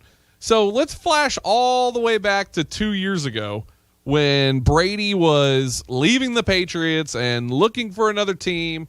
The Titans, people thought maybe the Titans with the Vrabel connection. There was some other connections out there that maybe the 49ers because, hey, California guy, maybe he wants to go back there. Well, there was an interview on, what's LeBron's show? It's called Uninterrupted or something like that, or Barber Room Talks, or it's something like that. Yeah.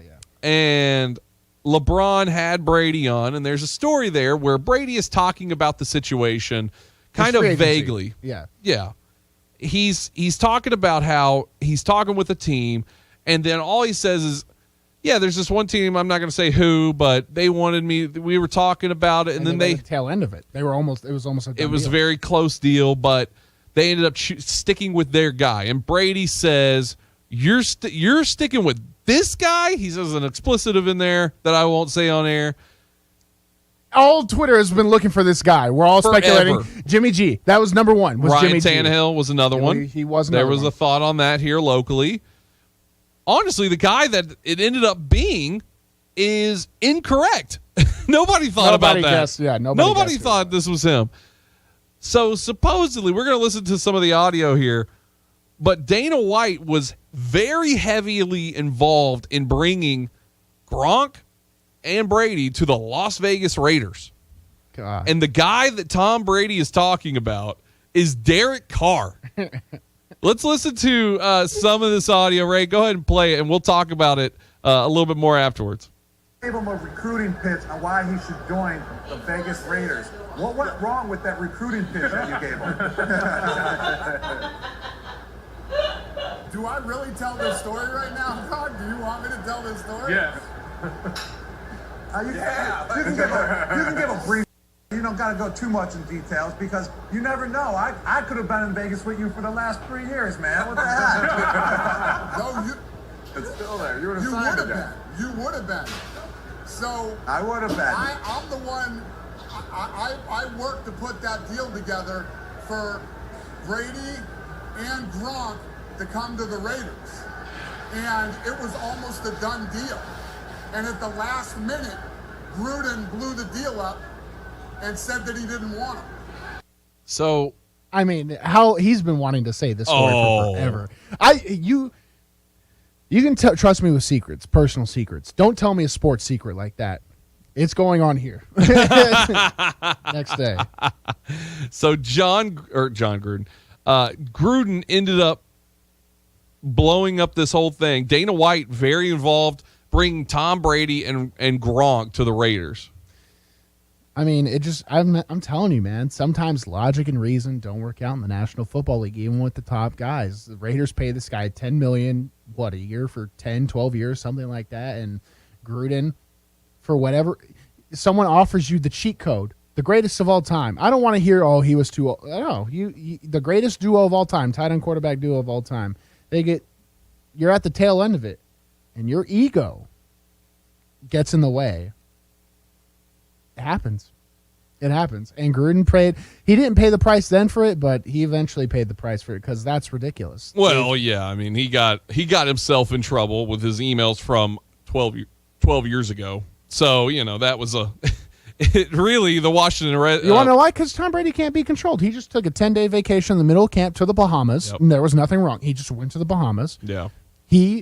They'll have offensive coordinator meetings. I've heard this from people. They have offensive meetings. The coordinator will come in, explain the game plan. He leaves. And then Tom Brady's like, everyone stay 10 minutes. And then they go over the real game plan with Tom Brady. Like, if you can't handle that, yeah, you shouldn't be on your team. He is the most important guy on the team, not you. I don't think Gruden liked that. I think Derek Carr is probably a good little boy, and he does whatever the coach says. Yeah.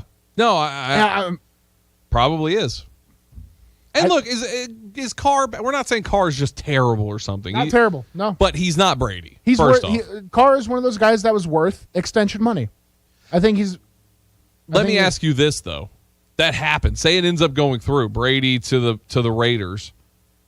Do they end up winning a Super Bowl with Brady? You would have had Henry Ruggs at that point, right? It would not have been as good as a receiving group. You would have had Darren Waller, who, he's good. You would have had Ruggs, still young. If Gruden was there, no, they don't win the Hunter Super Bowl. Renfro would have been Brady's favorite target. Yeah.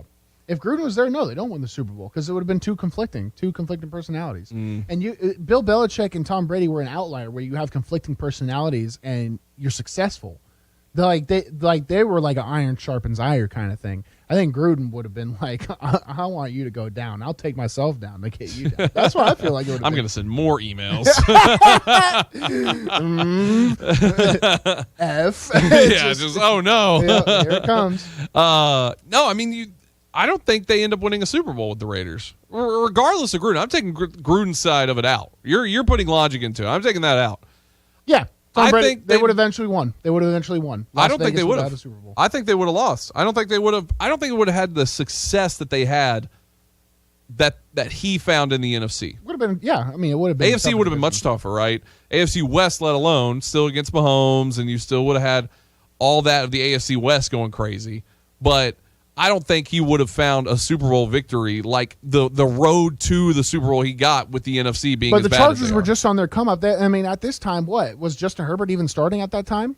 Herbert would have just been starting that season. And they've been going through growing pains. He's an obvious talent, but they've been going through growing. They didn't even make the playoff last year.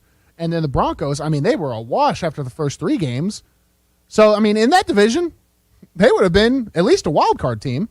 That maybe, but I don't think they would with the Chiefs. I just don't think they would have won the Super Bowl, though. I really don't. You don't want to know. They would have probably won the Super Bowl in the AFC because all the good teams in the AFC went choked and let the Bengals go. What? Stupid. That's last year. They didn't win. I'm still not. Well, I'm just not over it. Yeah. I had a good point and I lost at the end there because I just got so mad. Yeah. I just hate seeing bad O-linemen in the Super Bowl. You know who I'm talking about. Well, look at the Antonio Brown situation. He wouldn't have went back to the Raiders. No. You know what I mean? So you don't get Antonio Brown, which ended up being a good piece to why they did so well in that playoff run to end up winning the Super Bowl. Could you imagine Vegas Brady Super Bowl celebration? Yeah, no, the little bit of avocado tequila, just that wouldn't have been it. It would have been strippers and cocaine. That's what Tom Brady would have been on. Dana White would have been there. He would have Queen of England would have been there. He would have thrown the Super Bowl trophy not over to another boat. He would have thrown it off the Mirage.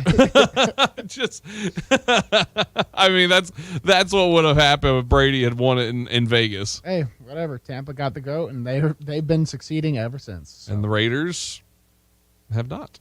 They got to it. What, they got to the playoffs last year? Yeah, they lost in the first round. Yeah, Derek Carr has never won a playoff game. Yeah, Tom Brady has won more playoff games than Derek Carr has won regular season games. Now, do you think Derek Carr knew this situation was going on? Like, how much does the players know about this? He probably knew afterwards. I feel like in circles it goes around. So he would have heard someone. He would have been friends with someone. This is how I imagine it. Because if you're a high standing player in the team, personnel people, you don't intermingle too much. But if you're like Derek Carr, you're probably friends with some personnel people, and I guarantee you he has a good buddy in the office that caught wind of that and was probably like, "Hey, Derek, they're looking at Tom Brady."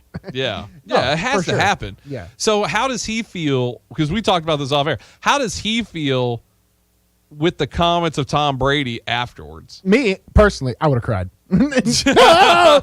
Tom Brady says I'm some idiot guy. Yeah, he's just some guy. Let's stick it with this guy. Oh, they're like, no, why me? Well, Derek Carr seems to. He rips down a Tom Brady poster he had in his childhood room. Just cries. Yeah, basically. I mean, but it's kind of a compliment too. Like Derek Carr could put that. Hey, Raiders go to the playoff. God forbid they played the Bucs in the Super Bowl. That'd be the ultimate promo. It's like from the Raiders person. I'm just getting way far. The Raiders personal Twitter account. Like, they just have that quote. Tom Brady's like, this guy. Like, the Raiders post that, and then a highlight video of the car going to the Super Bowl. If there's an NFL Illuminati and the people who say the league is rigged is right, make this happen for the Super Bowl this year. You just need it. That is something I'm genuinely. Well, I mean, there's going to be a little extra juice inside Derek Carr. Do they? Because it's no mistake. Brady was talking about him. I've seen some people be like, "Oh, you don't know. He could have been dealing." No, they lines up perfectly with the story. Gronk confirms it. Brady was like, "Yeah, we got to the tail end of this thing." Dana White said they got to the tail end of it, and then it got blown up. It's 100% Derek Carr. We know now. So they don't play the Raiders this year. No, so it'd have to be in the Super Bowl. It'd have to be Super Bowl bound. Yeah. Oh man, that would have been great if they got a chance to play against each other. Carr's just like, I'm about to do everything. Devontae, I'm throwing to you 500 times a day. Sadly, I don't care how good Devontae Adams is. Derek Carr's your quarterback, so you'll have a good season and you will not win in the playoff. Yeah. Hey, you think Ryan Tannehill's bad? We at least get to watch playoff Titans football for a decent bit. We get to have fun fights with the Ravens. Maybe we'll see the Chiefs every now and then. Mm-hmm. Got Chiefs it's fun. year. If you're a Raiders fan, you're bottom of the barrel. You lose. Yeah. You're a and you loser. had a chance. That wasn't the first year they were in Vegas though. But I mean, Brady, it's like crazy to picture him in the black and silver, especially after the Tuck Rule drama. Yeah, he's infamous in that lore, in the lore of the Ravens. That's still some of the funniest stuff. That would be like Woodson. Trae Young going to like the Knicks. It would be, yeah. When he gets with Woodson, he's like, he's like, fumble. And they're like, see? And he's like, no, Tuck. It's so good. Some other NFL news going on. The Panthers have named Baker Mayfield their starter for week 1. And who are they taking on? I saw people, I think it was Adam Schefter. He tweeted out a trophy for the NFL schedule makers because it's like week 1, Panthers taking on the Browns. And then there was another one, and people were like, don't you dare put this tweet up without mentioning how they're taking Deshaun Watson's first game back is against the Texans. So crazy. How would the schedule makers even known that Baker Mayfield was going to be on the Panthers? Illuminati. I mean, if there's anything that proves that. There are people that will look at this and be like, that's real. It's all real. QAnon. It's all whatever it's called. It's all real. There's a shadow NFL government. Is there any chance we see Sam Darnold ever come out? No. This season, outside of injury, just for Baker? They lose 3 games in a row. They might throw Sam Darnold out there. Please win 10 games in a row and save our job, which also won't happen. So if you see Sam Darnold out there, it's gone really bad. I'll say this. This is one step closer to my plan. Darnold needs to be done with the Panthers. That has to happen. You should have cut your sentence off right there. Ray, cut his mic off right there next time he says that. Sam Darnold should be done. Yeah, right. That's it. Sam Darnold. I agree with you. Actually, Sam Darnold should be done. And then Titans get him next year for the cheap. And it's a battle between him and Malik Willis, and he looks way better. Why are you doing this? And then Sam Darnold You can't even call me the agent Titans of chaos. You're the agent of chaos. Takes him to the promised lands. No, you're literally an agent of chaos for that. I mean, Baker sucks, though. I can't believe he got beat out by Baker. Baker sucks. Yeah, and what does that say about your boy? He's worse. Maybe he's just playing it out. He's like, right, he's biding his time. He's like, look, y'all wanted this guy in because you made the trade, So, also the Raiders are planning to cut Kenyon Drake. Yeah, spend $11 million. They're taking a cap hit on this to cut him off the team. They made this deal. February, January, something like that. How did this go so bad? What do you think? Why though? Is it just He probably just showed up at camp and didn't try, and other people are trying. And they're like, well, he's clearly not better than other people, so we'll just play them. He probably goes in there. He's like, I don't want to do special teams. They're like, okay, I don't know. So they're taking a $3.6 million salary cap hit this year, and then a $4.4 million salary cap in 2023. Yeah, they gave him like $2.5 million guaranteed. He'll make that for not playing. Yeah, $2.5 million. That's awesome. That is awesome. Great for him. He's only 28 years old. Only in the NFL, that's ancient. That is older, but I mean, people have walked off the field at 30. Walked off. What was that? Colts Bills defensive back Vontae Bell. Was it Bell? Bell, Davis. yeah. Davis, you're right. Vontae Davis. Vontae Davis. He was like, this is a young man's game. I'm old. He was 30. Quit at halftime. He just didn't take his jersey off on the middle of the field and start running. And Antonio Brown, who's, I think, 29, 30? I think he's 32. Yeah, dang. Yeah, he's a little bit older. He's a little bit older. That's football, ancient. Hey, gets on the field. He's a top 5 wide receiver right now. Nah. Top 5 wide receiver right now if he's on the field. Ratio. That's what you think. And then also Aaron Rodgers. Last week we talked about how he was like, these young wide receivers are terrible. Yeah. Today he's saying he's seeing a lot of improvements out of them. 1 week difference. Wow, good job, young wide receivers. Yeah, you know what that was? That's him maybe feeling bad because you're a douche. I don't know how else to say it. Talking trash about your players to the media is not something the team leader should do. So Matt LaFleur is just like begging him, please just go out there and say something nice about these guys. You have to throw to them this year. Just do it. Please. Please. Just begging on his knees. And Aaron Rodgers like, fine. Takes another mushroom or whatever he's eating. After he gets done eating his own clothes. Let me go trip real quick. I'm seeing a lot of improvements out of him. Also, why is everybody lobster people in this room? he goes to the interviews and he's just facing the wrong way. All the mics are like right here. He's just facing the wall talking.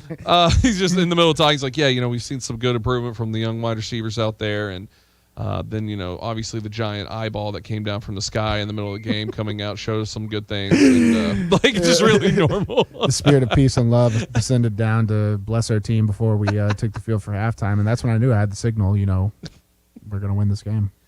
Oh, man. Just if he throws. Aaron Rodgers seems cool to be around with in anything that doesn't have stakes. Yeah. He seems like a douche when he's, calling out you're young. We know Aaron, we know the receivers are bad. You don't have to tell us. Yeah, you don't have to come out here and shame them also. We know blame the bad. team for not signing. There was a million wide receivers that went this year in offseason. One was already on your team. You grabbed Sammy Watkins. That's your big pickup. All right, we need to run to a break. If you want to jump in, the Cure hotline wide open, 615-844-5600. Before we go, though, FanDuel wants you to be ready for game day when college football kicks off this week. Right now, new customers can get $150 in free bets guaranteed for week 1. Just place a $5 bet, and you can get $150 in free bets if you win or if you lose. There's so many things you can do. You can get a same-game parlay. I love the same-game parlays. Bruno and I, we go through same-game parlays almost every single week on Fridays. Yeah, for Bruno's Bets. We love same-game parlays. Such an easy way to catch a trend and then build that extra plus money all the way up. Big fans of that. If you've been thinking about joining FanDuel, now is the perfect time to give it a shot. The app is so easy to use. There's always hooking you up with great odds, and when you win, you get paid fast. So see for yourself why FanDuel is America's #1 sportsbook. Download the FanDuel app today and sign up. Promo code TAS, the afternoon stretch, TAS, and place a $5 bet to get $150 in free bets guaranteed to kick off the college football season. That promo code again is TAS. 21 and up and present in Tennessee. First online real money wager only. $10 first deposit required. Bonus issued as non-withdrawable free bets that expire 14 days after receipts. Restrictions apply. See terms at sportsbook.fanduel.com. Gambling problem? Call TN Redline 1-800-889-9789. The afternoon is still very slow out on the west side. People stared at that earlier wreck on 40 west out around Charlotte Pike. It's still dragging sometimes. 40 east at 840 from that earlier wreck out in Wilson County that really slowed down the interstate. Ripley's is hiring for all attractions. Check them out online at ripleys.com. I'm Commander Chuck with your on-time traffic.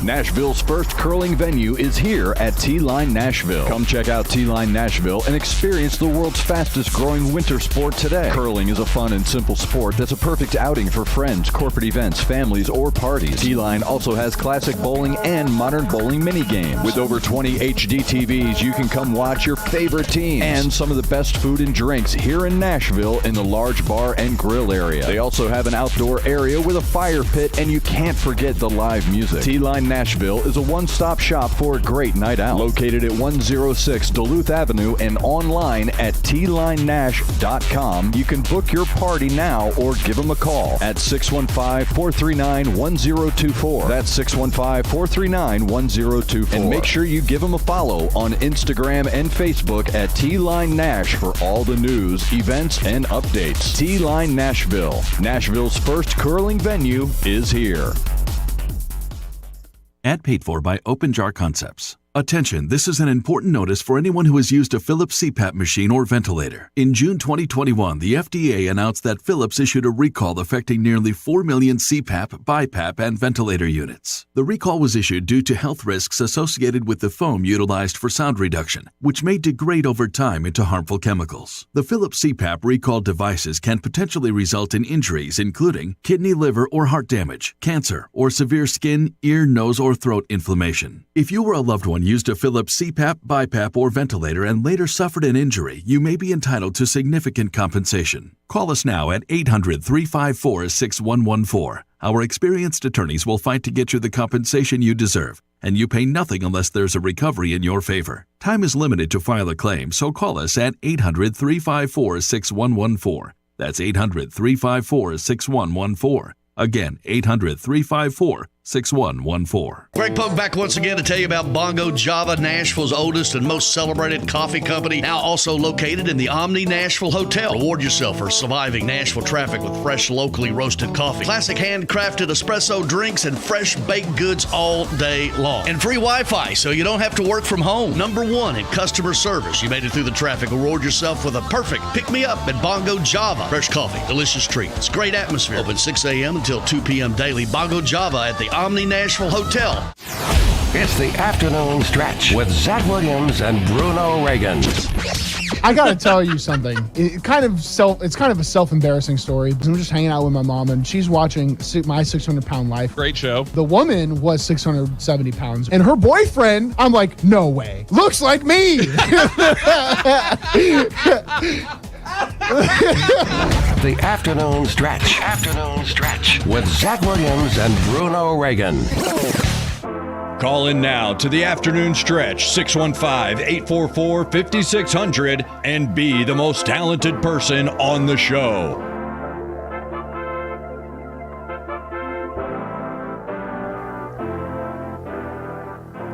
Welcome back to the afternoon stretch. Bruno Reagan, Ray Dosky, Zach Williams here inside the Strike and Spare Family Fun Center studio. If you want to get involved, the Cure Hotline wide open, 615-844-5600. We want to talk to you. Over the weekend, we had the UFC 278, and not a bad card. No, there were some boring fights that came out of it, but yeah, we'll talk about that. But overall, what would you rate the card out of 10? 8. Because you're only as good as your climax. And it had a great climax. It did have a great climax. Yes, the fight was terrible. So except for when Leon. All right, so let's start with the card. Let's start with the main event. Let's start with Aldo. Okay. So Merab, this is one of the hardest things in mixed martial arts. So Aldo seemed to have a bad cut. He struggled at the weigh-in, but he got it. But it looked like he was very sapped. That was something that. When he didn't have the speed and cardio Aldo usually has, because Aldo was widely considered the featherweight GOAT. Well, now he's fighting at bantam, That's less. So he cut down even more. Eventually, it's going to catch up to him aging. He looks slow, but for Merab to just shoot 100 times, which a shot is where they go for the legs. Right. So Merab would change his level, squat down, and then dive for the legs. That was essentially the entire fight. Dana White even said in his post-fight presser, he was like, yeah, you beat Jose Aldo. I don't think he did himself any favors. That's coming from the big man. So right. It is what it is. And I don't think Merab, that's the game you play with some of these wrestling background guys. They don't care, even if it looks ugly. Technically, Aldo didn't damage him, and he was the one pacing the pressure. But you got to be careful with that style, though, too, because I've seen people who, if you shoot 40 times and you get defended 40 times and you don't take anybody down, they'll give the fight to the other guy. It just comes, that's just judge's decision at that point. So it was a pretty underwhelming, and it's not even because I bet on Aldo. It's just an underwhelming fight, It just sucks to see someone like that go out. Then you got the Luke Rockhold and Paulo Costa, and I had no idea what to think about this fight. Going into it, I figured Paulo would just probably knock him out. I saw a meme on Twitter that was hilarious. It was Luke Rockhold getting a chin. What did it cost? Instead of Thanos going everything, it just said my cardio. So Luke Rockhold got a chin out of nowhere. He was eating some shots. He was, handily losing the fight, lost by unanimous decision. But he would drop his hands, take a deep breath, and just swing one. And it would connect right with Paulo's chin. And everyone was like, oh my God. Yeah. So he kind of got to go out. He got a warrior's death, which is more than other people get. Is he done? Yeah, Luke Rockhold retired. So he left his gloves in the ring. I missed that. He took him off. I don't know if he left him in the ring. He did take him off, and he said he's done. He's too old for it. Going out that way, that's a good way. A lot of people just going on an absolute entertaining war. Shout out to Paulo too. Paulo didn't have the same antics as last time. He didn't have the bad coming over 20 pounds overweight. He came in, looked good for what it's worth, getting pounded in the face a few times with Luke Rockhold. I thought Paulo looked good. This is a good start to his resurgence. But I think he's a free agent now. I think that was the last fight on his contract, so we'll see what happens with that. UFC needs to try and keep him. He's funny. They're going to be like, you didn't knock out an old guy. Nah, they don't think like that. You don't think so? No, because it was fight of the night. Yeah, true. So they both got a bonus. Yeah. Have fun with that bonus. No, with that fight, you don't need to dominate everybody. If anything, sometimes, when this doesn't count, but when Conor knocked out Jose in 5 seconds, yeah, you're excited, but you're also like, hey, I paid $2,000 for these seats. And the main event ended in 5 seconds. Yeah, so that was the whole Ronda Rousey problem. Sometimes a good fight is, every win or lose, Ronda's fights last a minute. So. Yes, it does not matter. And then we go to the main event. And I thought Kamaru was just going to wrestle this guy to death. My dad always says it best. The death of a great wrestler in mixed martial arts is when they think they can strike. And Leon Edwards was the first person to take Kamaru down. He did it at the end of the first round with a big asterisk. Colby Covington did it, and they just didn't count it. That is true. They didn't count it, which was hilarious. Even DC was like, that's a takedown. That's the much of a takedown I've ever seen anybody get taken down. Yeah, but he didn't, because Kamaru turned. I remember that one. Kamaru turned to his chest on the mat, popped up, and then he based back up quick, but he still got taken down. Yeah. Leon took him down and full mounted him at the end of the first round. Stole the first round with that, and everyone was like, oh. And then Kamaru dominated all the way to the end of the fight. All the way 1 minute left. And so much so, right before that, everybody, we were all texting in there like, oh, this guy's out. Like, he's commentators were saying it. I mean, you got literally right there is when DC's like, he's just walking around right now. He's not doing anything. He's just trying not to get knocked out. It was all set up. It was true. It was all set up so perfect. The coaches were like, what are you doing, Leon? This is awful. And it was. And Leon went and looked at him in the eye, and it just all felt so wrong. But then John Anik on the call goes, Leon is not cut from that cloth. He's going to fight to the end. And then kicks Kamaru Usman clean in the head. Kamaru had a weird reaction to the jab, which is how fighting works, especially when you get tired. You throw something, and your body just naturally reacts. So the way he dealt with that jab, he just wanted to roll off of it, leaned right into bang kick. You can see huge. You can see. It's weird when someone gets kicked like that. You can see their face in the original spot, but they're like skulls moving backwards. And elasticity starts moving. Yeah, so he got knocked clean out cold, and This happens once, I would say, a year. Of all the fights everywhere in the world, where we always say, all it takes is one. Yeah. It never actually happens. This is the night where it happened. Leon Edwards got clearly dominated. And it's not getting lucky. I'm not going to call it getting lucky. He set up the kick and kicked him. Yeah. Kamara dropped his defenses. It's not luck. It's skill. It was also done by Kamara, just not wrestle this guy to death. Yeah. But it's that 1 in a million.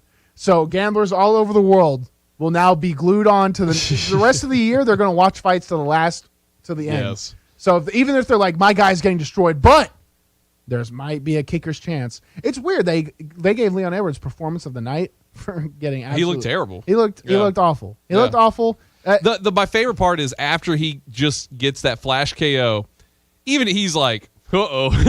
He's like, I got the belt now. Like, he was like, Like, he knew he didn't. He had no idea how to react. No. You just saw him. He was just rambling in front of the camera. He didn't have a... before you fight, you always mentally prepare a speech. It's just part of it, trying to will it to existence. You could tell he was not ready, not prepared at all. He kicked Kamara. He didn't fall him to the mat. There was no urgency. He kicked him and just walked away. Yeah, and it wasn't like a Sugar Sean walk off. Yeah, what if Kamara got kicked, fell on the mat, and rolled back up, and he was out for a second, but he survived. Like, he was that tired. Leon was that tired. He was like, I'm just not gonna follow.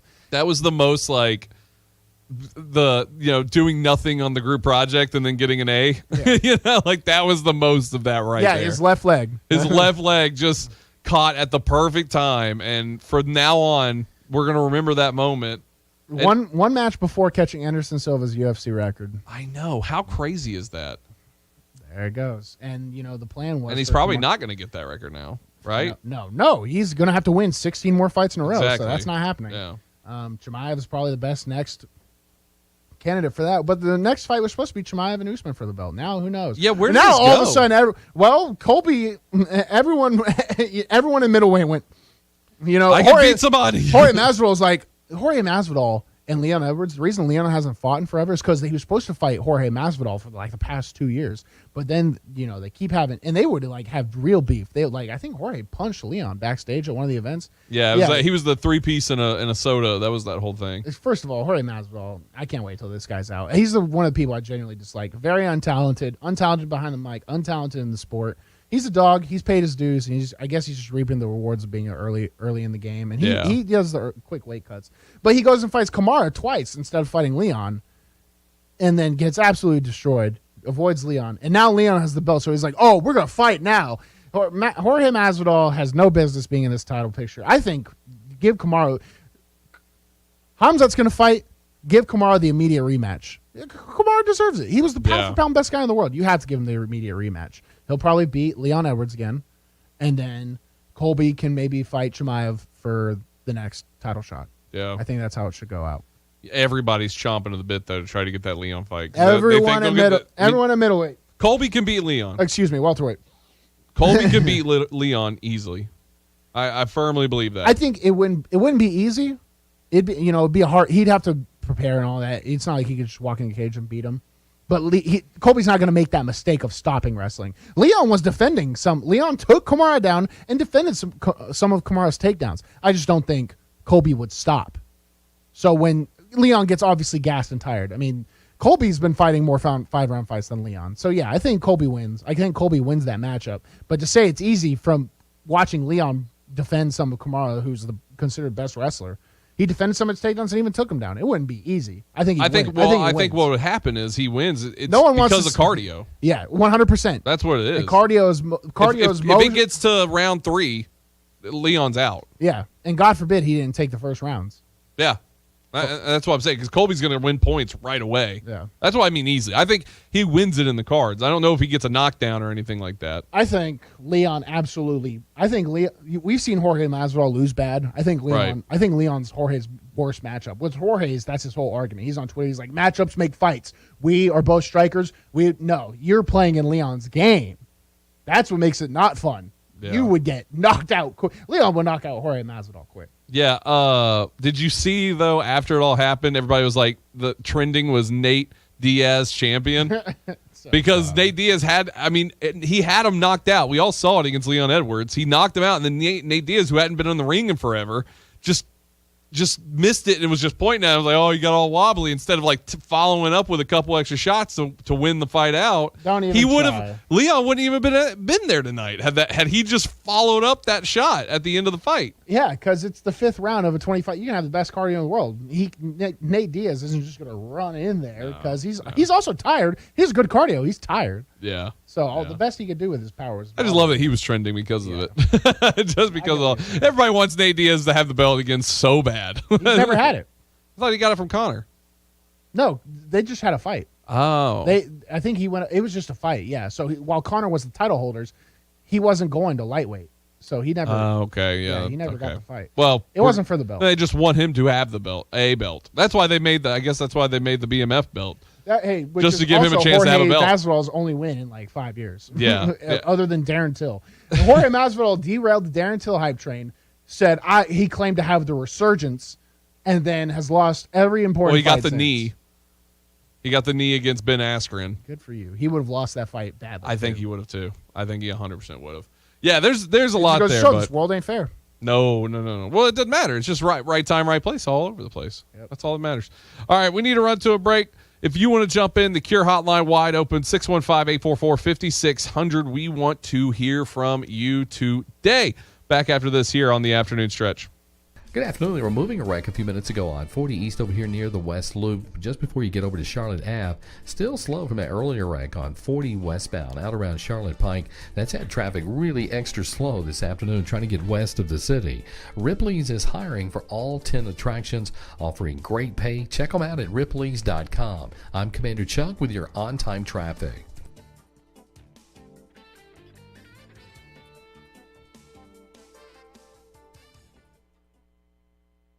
Enrolls you into recurring automated text messages. Message and data rates may apply. If you are a man over 40, listen up, because this could impact how much you're getting done during the day and at night. The harsh reality is, once you hit 40, your body has less free testosterone. Here's the good news. Nugenix, the #1 selling testosterone booster at GNC, has changed the game again for men over 40 with Nugenix Total T. And guys all over America are raving about it. Jeremy P. says, this is the best product I found to raise T levels. And how about Shane D? He says, I had no drive and was tanked out at the end of the day. After 3 months, my energy level is through the roof. I work out like most 19-year-olds. I am 47. Guys over 40, you need Nugenix Total T. And right now, you can get a complimentary bottle. Just text BEACH to 321321. It's the #1 selling free testosterone booster at GNC. But you can only get your complimentary bottle by texting BEACH to 321321. That's BEACH to 321321. Text BEACH to 321321. Products and statements have not been evaluated by the FDA. These products are not intended to diagnose, treat, cure, or prevent any disease or illness.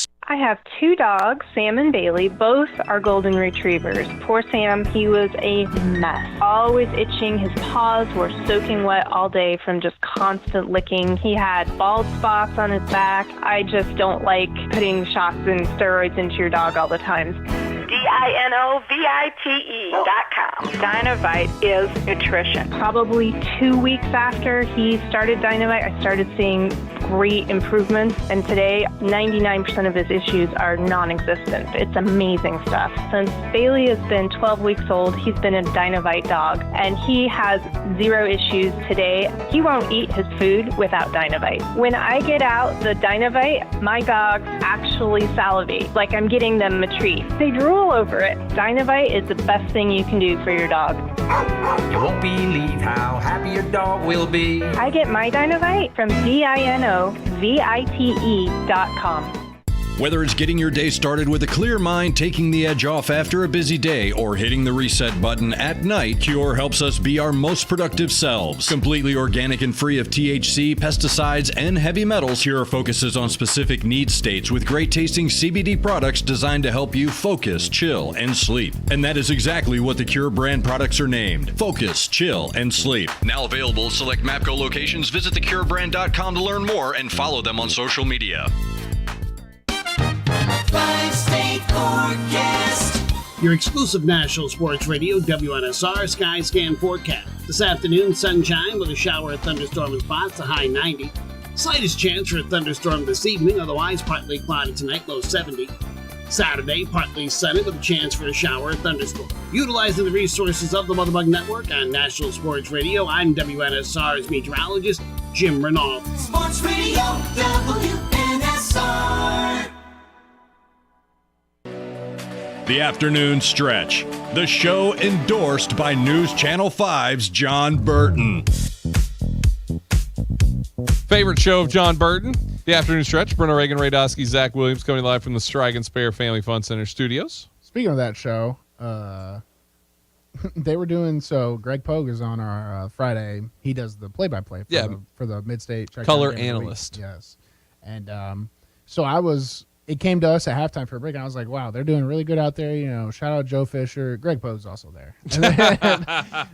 And then Greg got me out on air on his end. He was like, "This is neutral ground. This isn't the afternoon stretch. This isn't John Burton. This isn't this. We can't do this now." And so I'm going to come twice as hard next time. Oh man, I'm glad that happened. I'm glad. No, it's not neutral ground. It's all on the National Sports Radio airwaves, so it's open. It's open for anybody to jump in on. That's really what it is. If you want to jump in, we want to talk to you. The Cure Hotline, 615-844-5600. Jump on in. Final segment. After the show, we got the Western Kentucky Football Coaches Show happening tonight. So no Braves baseball. Even though they're playing, they will not be on, I believe, possibly rejoining into them afterwards. But we will see about that. Just stick around with the local listings here for the show. Let's take a peek into the history today in sports history. Today in sports history. We always start with the furthest one back. This one went back pretty far. I'm trying to remember the farthest 1830? What was the farthest one we had? First Olympics, 1860? Something like that? First modern Olympics? Yeah. Maybe. 1851. That's the farthest back we've been so far. The 100 Guineas Cup is raced around Isle of Wight. U.S. schooner American beats British cutter Aurora by 24 minutes. First competition for the America's Cup Yachting Trophy. They're sailing? Yes. Yachts. I feel like your yachts in the 1800s probably looked a little different than yachts do now. Probably. They probably worked better. They were on the Mayflower. 1927. Yankee slugger Babe Ruth. Ever heard of him, Bruno? No. Hits his 40th home run during the MLB record 60 home run season in New York's 9-4 loss to the Cleveland Indians at Dunn Field. Dang. Breaks records and loses 9-4. So he really was the Ohtani of that time, huh? He hit a 40th. He didn't lose. That wasn't the breaking the record that game. He just got his 40th homer. And the record was ended up 60. That's what he ended up getting. Well, he's record doing all this crazy stuff. Home run, down 9-4.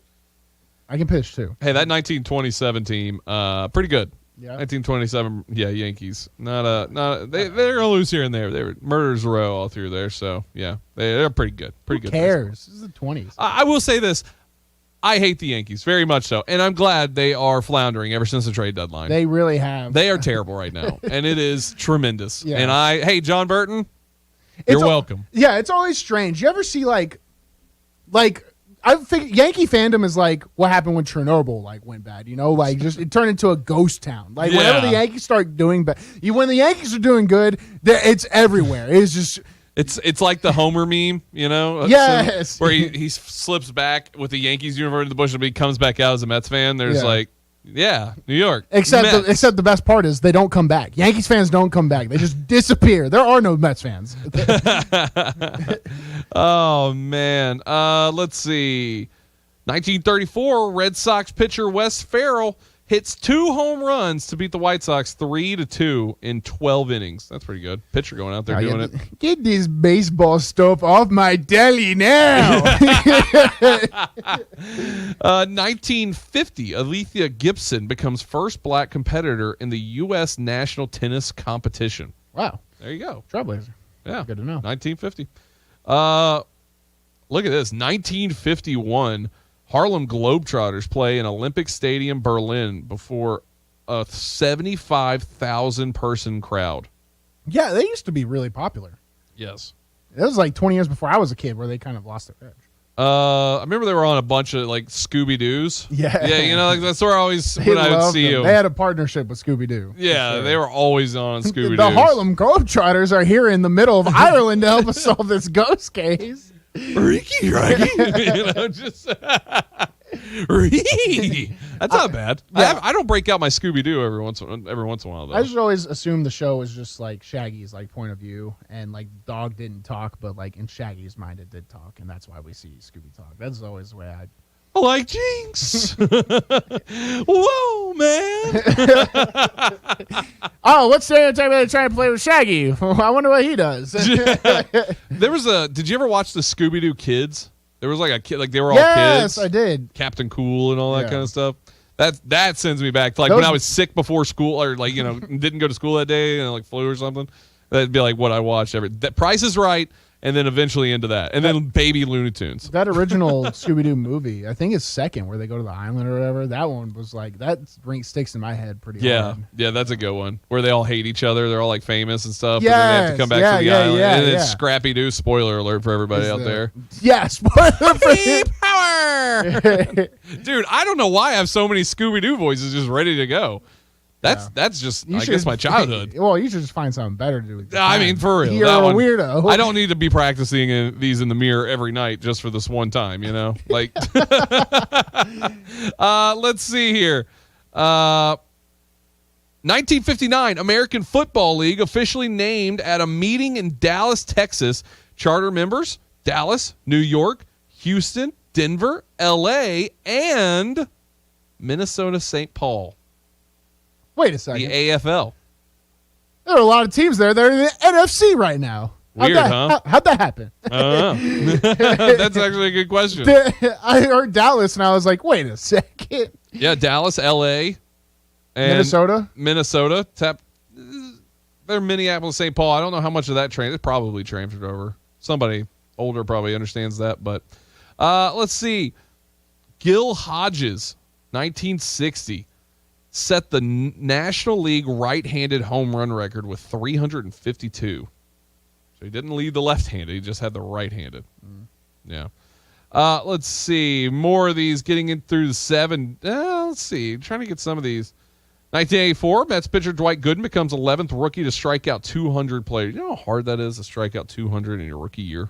That is crazy. No, I don't know how hard that is, so I can't really grasp the magnitude of I'll tell you this. Stat. It's hard. Yeah? Yeah, it's hard. Well, you're also the same guy that thinks you would hit like 40% off of an MLB pitcher. Hold on. So I don't know you're cherry picking words to make it sound worse. Okay. I would make contact with 40%, is what I'm saying. I'm not saying they're hits. They are fouled off. Some of them might just glance over the bat, but I'm making contact with 40%. It would be clear misses. It would be clear misses, and you'd be like, I tipped that one. 5 to 10% would be hits out of 100. So I would get 5 hits possibly. And once again, it was if I knew they were all fastballs. If it's all fastballs, and they were thrown by a 4-year-old. Well, as long as that 4-year-old played in the MLB. Please have my kid sign this contract. Real quick, hurry. 1989, Nolan Ryan strikes out his 5,000th batter. Does anybody remember who the 5,000th batter was? Hold on, what year was it? 1989. Is it someone I would know? No, you would know. Ray might know. Ray has no idea. Yeah, okay. No, Ray doesn't know. Ricky Henderson. Yeah, I don't know. Yeah, you don't know who Ricky Henderson is. Why even ask me? No, I just know. I just put it to the room, Yeah. 1994. See, these always pop up. DNA testing links O.J. Simpson to murder of Nicole Simpson and Ron Goldman. Yeah, we all know he did it. Well, actually, there's some people. I worked for a guy who was watching his trial to get out from, what was it? It was 2016 or 17. Yeah, it was something like Vegas thing that he stole a bunch of stuff. Or yeah, something like so he was getting out. It was his parole hearing, and my boss there, he loves OJ. He was like, "Hey man, it's about time we get a win over the justice system." I'm just like, man, I don't think this is the fall you want. There's a lot of people. There's a lot of people that will support him because of what they did on the field, right? Like you have Deshaun Watson. Did you see the photo that went viral over the weekend? I did not. There was I'm not going to say the words that were on there, but it was apparently a Cleveland Brown fan and his son, and it was F them H's, free Deshaun Watson. There's a sign? Yes, it was like at a football, at the preseason game. You gotta. Someone's gotta punch that guy. But it's Browns fans. You know what? They're gonna ride with their guy because of fandom, right? Fanatics. Yeah, I feel sorry for. It's crazy. I think it's crazy. No, I mean if you tell me I go to practices and hold up signs for NFL, I would. Well, that's alone, right? Like that's just crazy as it is. But people do that. But then to also double down on that sign to being a reason why Deshaun Watson needs to be free from his 11-game suspension. I see how it happens, though. You live in Cleveland your whole life. Like, reality just isn't something. Not the same. Yeah, no, it's not the same. You live in Cleveland your whole life. You're like, wow. Living in Cleveland is like living in Nashville, except the good parts just don't exist. In Nashville in 1962. Yeah. It's living in Cleveland in 2022 is like living in Nashville in 1966. Living in Cleveland is like where people tell you live in a big city, but you know it. You just know it's not, you know? They're like, oh, you're Cleveland. I recognize the name of that city. It's like, yeah, you recognize it, but no one cares. 2008, the Jamaican team led by Usain Bolt, have you ever heard of him, smashes the world 4x100 relay record in the final at the Beijing Olympics. Disqualified in 2017 as Nesta Card test positive for prohibited substances. Yeah. Hey, my favorite story with Usain Bolt is by far where he was just eating 100 McNuggets a day at the Olympics. You remember that story? Yeah. That's hero. What a trailblazer. Yeah, Hero. no. So whenever I work out for an hour, I'm like, I can eat 40 McNuggets. It's just how you know there's people that are just different species. Yes, I know. You know? And also dopers. Well, and the very final one is 2021 British Open women's golf. Anna Nordqvist of Sweden finishes one stroke clear of Madeline Sagstrom, Lizette Salas, and Georgia Hall to win her third major title. That's what you got for who and what? The British Open women golf. There we go. They won some records. Better golfers than you and me. Oh my God, they would destroy me. They would destroy me too. Could you? I would be so down to go like golf with like 6 like. Even amateur women, have them just destroy me and just talk trash to me the whole time. We need to make that. We need to get like 6 local college golfers, like female golfers. That'd be the first time I golf. Just heckle you the whole time. Yeah, have them just put me in the dirt. That'd be a good bit. That actually might be good. I'm glad you're Fat Kaepernick and that. Okay, we got those. We got those lined up, ready to go. We got a lot of good stuff. Thanks everyone who called in, commented, watching, however you did. We appreciate it today. We'll be back tomorrow. Coming up next, you got Western Kentucky Football Coaches Show. Remember, Noise told you I love you and you matter. Have a great night. We'll see you tomorrow here on Nashville Sports Radio.